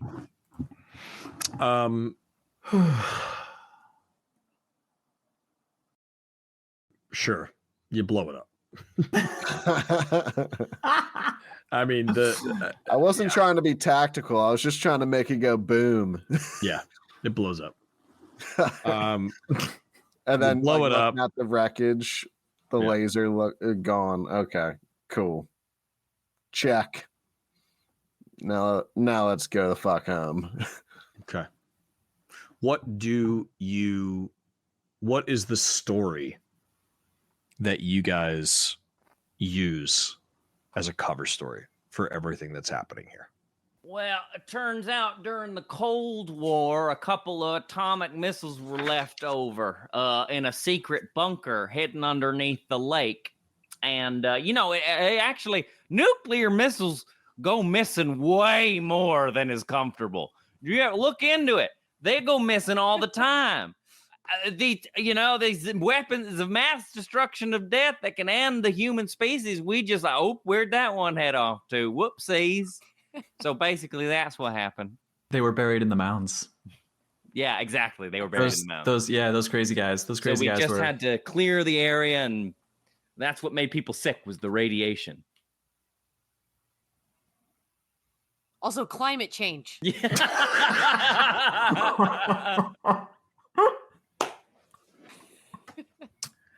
As you guys Solve that. I guess too, we're trying to drag the chair back to the lake. What are we doing with that fucking thing?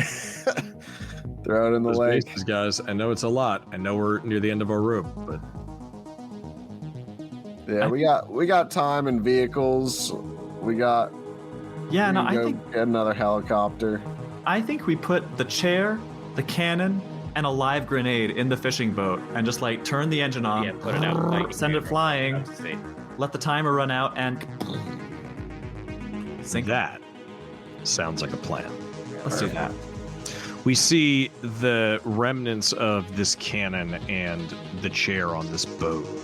Maybe it's being dragged by the anchor. Just kind of tug it out, and then the grenade goes off.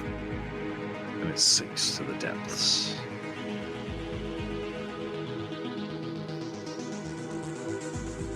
We cut to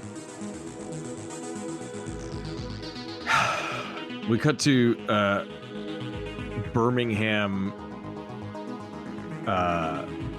the main hospital there. Birmingham General Hospital. There you go, Birmingham General Hospital, because it's not 11:50 at night and I'm not tired. Birmingham, General Hospital, and we see in the ICU, we see 2 beds. We see, and they're next to each other. We see Daphne, Crook, and then in the other one we see Theodore, Booker. And we zoom in and we see Teddy is kind of sitting there, and his arm is broken in a cast, and he's wrapped up all over from the 3rd-degree electrical burns, and he's missing a tooth, and he's all fucked up. But he's sitting there, and he's still got his cowboy hat on. Taking pride out of my cold, dead fingers. How you doing over there, Daff? Oh, how would you say it? She, you. That's about right. And Daphne, we see, is hooked up to multiple intravenous, antibiotics and nutrition and stuff like that. And she's a little gaunt in the face, but she's she's hanging in there. She's not all wrapped up with bandages and shit like that.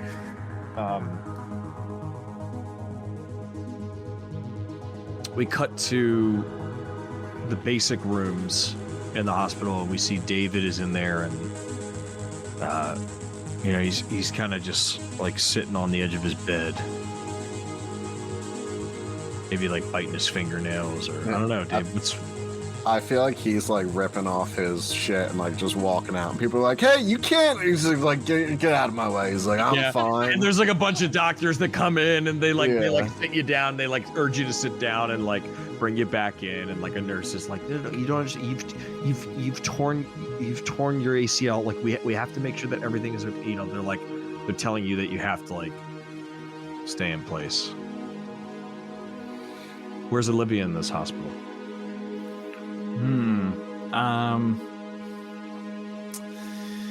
Yeah, I don't know. I think probably just one of the base group. Well, no, she's very hurt. She's probably, I think at the end of the night, when all of this sort of came to a head, she just collapsed somewhere and is probably still unconscious. Yeah.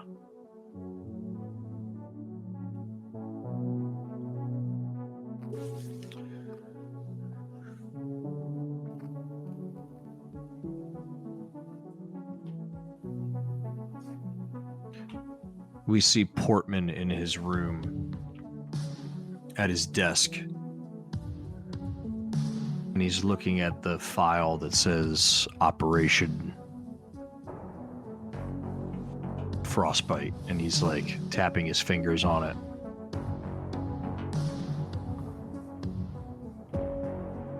And we see him take the file, and he walks over to a fireplace that's lit, and he takes the file and he just throws it into the fireplace, and the flames lick at it. And we see it kind of burn up and start to decay. And the last image that we see is Agent Harris's face on his printout sheet as it catches up in flames.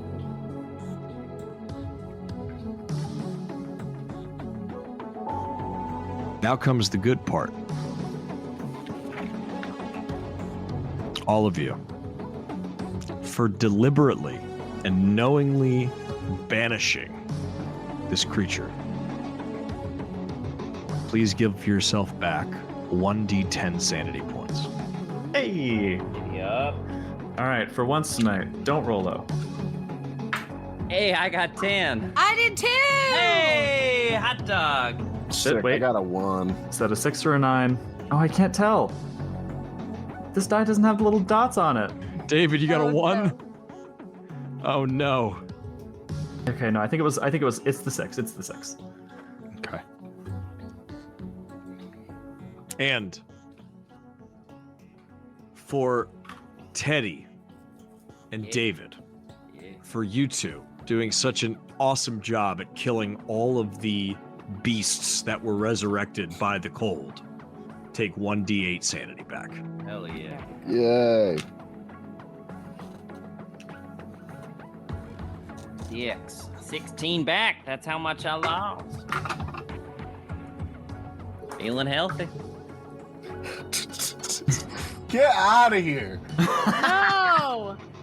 It's another one. Hey, Different it all dice. counts. Obviously, this is a fucking D8. Don't worry, I'm at 50. That's not bad. Could be worse. You could be at, Teddy, what are you at? I'm now at 58. Okay. Olivia, what are you at? Yeah, don't worry, guys. You could be where I'm at. You could be at my lovely little 37. Oh, Not that crazy. Lord have mercy. Crazy hot, am I right? Yes, you are right. We zoom out on Undersea Willis. Pirate has some advice. Talk to your wife, Kaplan. That will help you get sanity. Talk to your darn wife. Talk to your wife. We zoom out and we see the surrounding area of Willis, and things kind of look normal again. And we see a news report that comes out, and it's like, due to a Cold War bunker leak of nuclear radiation, the town of Willis has been quarantined off and is being investigated by the United States military as well as officials on Capitol Hill. Not much else is available to us now. This is a breaking story, but we will be giving you information firsthand when we get on the ground. I'm Ted. More tonight at 11. And you see just kind of this like over panning shot. I'm Ted, and I'm Ned. It's late, y'all. And then we cut to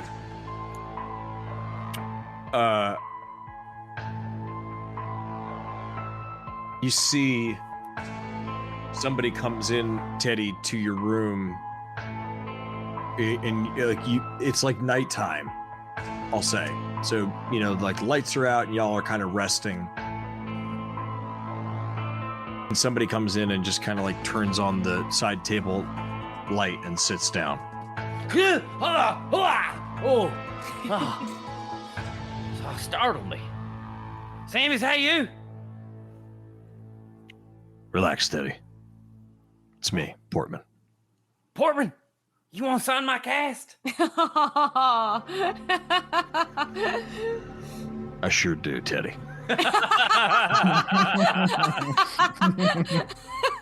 I think that is where we're gonna call season 2.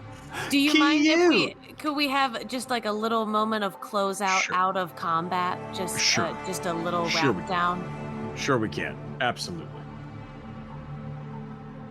Yeah. Epilogue, says Sierra Berry. Yes, absolutely. So we come down out of the this kind of high stakes thing. We see something come across the screen and it says 1 month later. Talk to me. Where are you guys? What do you guys see yourselves doing in a month?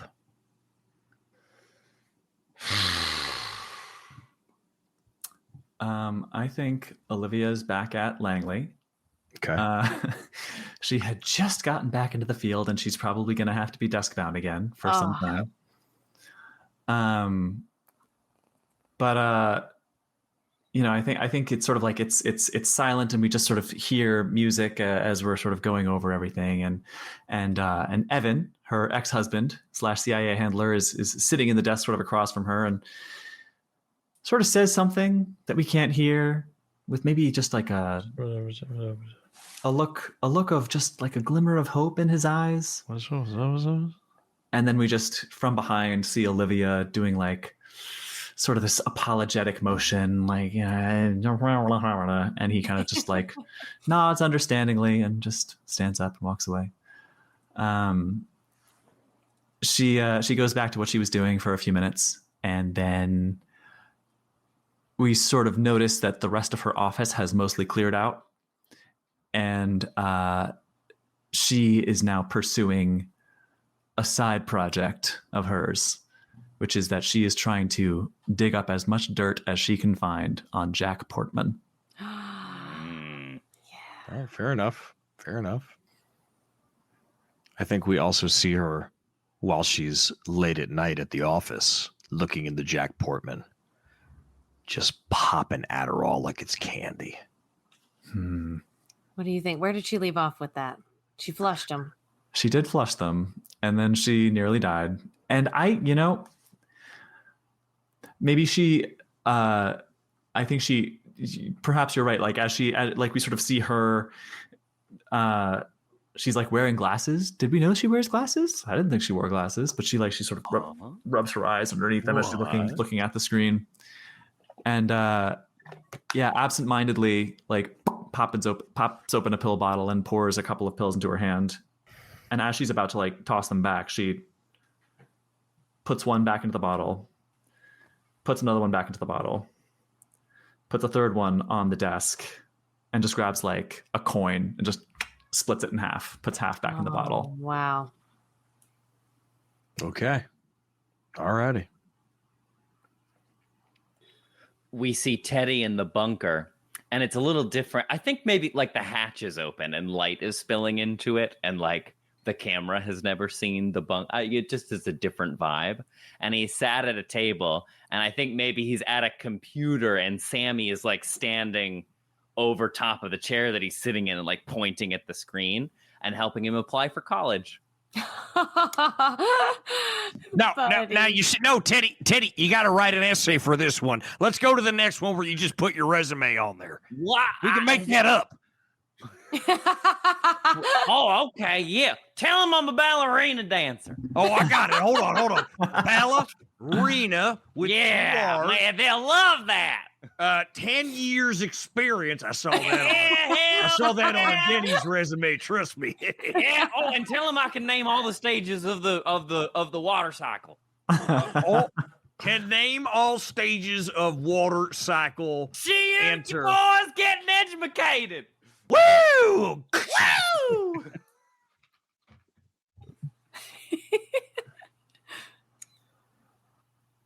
I think for David, you see just this girl coming out in a University of Pittsburgh soccer uniform, and then she comes and there's David and his wife to give her a hug, and then like flash forward a little bit to just him at home with like the whole family having dinner.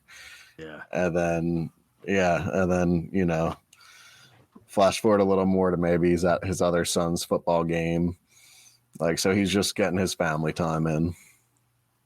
And we end with this scene where they're coming home late and your wife, like you're wearing, I don't know, maybe it was like a dinner banquet or something, and you've got like a suit and tie on for the first time in a while.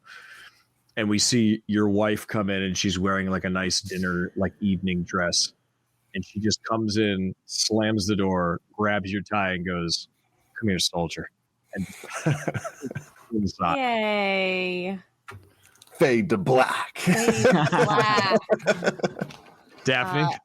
I'm sitting on the edge of the bed with my feet on the floor, kind of leaned over in Warren's house. And in my hands, I'm flipping through the photos that I just got developed from that disposable camera. And you correct me if I'm wrong, but Yeah. I think I'm flipping through and I'm seeing like, blown out, flash eyes, disposable camera photos from this Christmas party that these people were having at Hank's house on their final night on Earth. Yep. And I'm seeing like, people posing together. And then the final photo is the one that I took of the, what is it called? Brinacle / icy finger of death. Where we thought that the Brinacle would be over by the pool table in that other room. What's in the photo? I can make it up if you want me to.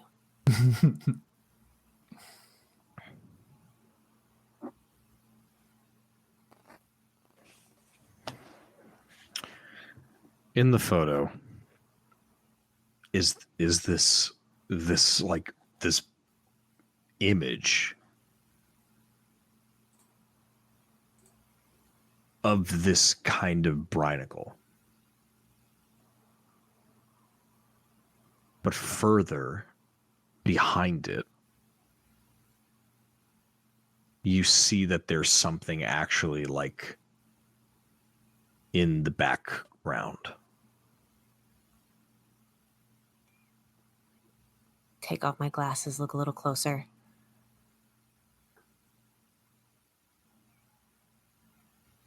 As you look closer, you see the yellow sign again. But this time it feels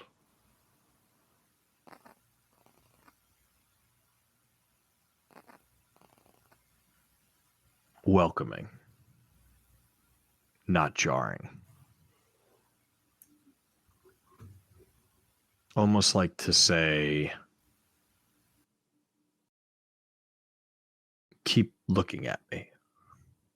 And I think after a while, maybe you feel like a tug on your shirt and you kind of come out of it. Oh my God. Sorry.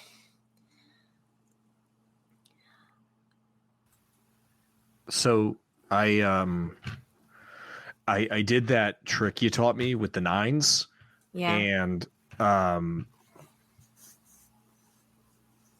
I got an 83. Wow. Yeah. I'm like, whoa. Whoa. Whoa. Yeah. Anyway, Dad says that we can go out for water ice, and Oh my God, that's a really good idea. Yeah. Could you actually, I want to talk to him really quick before we go out. You go put your shoes on, grab your coat. You send up your dad for 1 second. Sure. Yeah. And he runs out.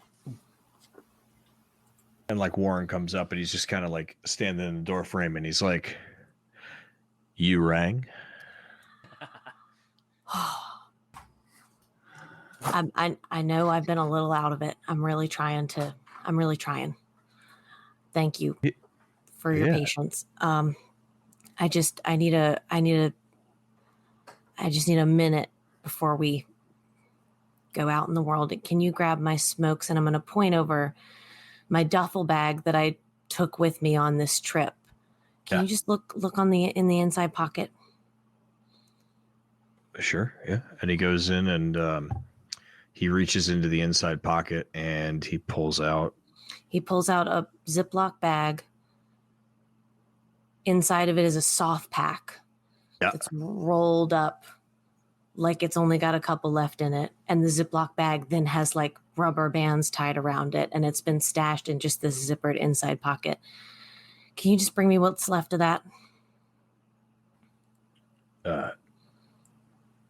Yeah, sure. And she lays flat back on the bed and just holds her fingers out like she's waiting for him to like hand her a cigarette. And he does. And as he opens it, there are no cigarettes inside the soft pack. There's a box.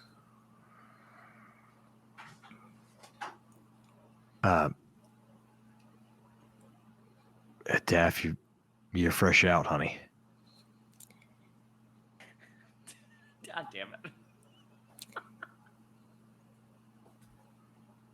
Come here. Yeah. Open it. And he opens the box. There's a ring inside.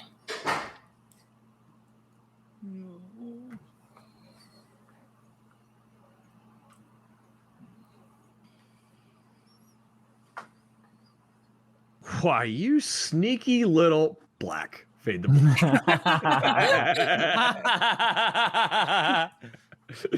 Yeah, I think he says yes. Surprise! He says yes. But I think like that's the comedic end that we need. Like, Great. he like opens the ring and he's like, Why, you little cut. Yeah. Roll credits. End season 2. Yay! There we are. And everybody made it out alive. Holy. I didn't Hell think we in a were gonna handbasket. make it. It was a close one, guys, and everybody has a lot to work on. They've all got a lot of sanity damage and a lot of physical damage, and Gee whiz. we'll see what happens. Oh, Biggs Jasper, you got one more shoot, Teddy. Oh, Take let's us out go. on a bang. That I want to was- thank Ah, all of our campaign. sponsors one more time. I want to thank Modern Artifice, Martha Carr, help me Dragon out here. Jane, Dragon Jane. Dragon's Nest Delivery, Tabletop Yes. Dominion. Tabletop Into the Dominion, AM. Into the AM, and of Yes. course, Arc Dream Publishing and our friends, Shane Yes. and Rachel Ivy over there. Oh yeah. Yes. Thank you so much to all of our winners. We will be sending that stuff out. We will try to get it out this week. But please tell your friends about us. If you're new here, keep coming back. Check out our streams where we will have something replacing Monday night in the meantime, and then we will also have something coming soon to Monday nights Something again. over the summer, something It's hot. okay. And spicy. Stay tuned. Baldur's And Boys then- remains on Tuesday nights. Sure do. Yes, Baldur's And Boys will be tomorrow. back tomorrow night. We'll be kicking it live with the Baldur's Boys.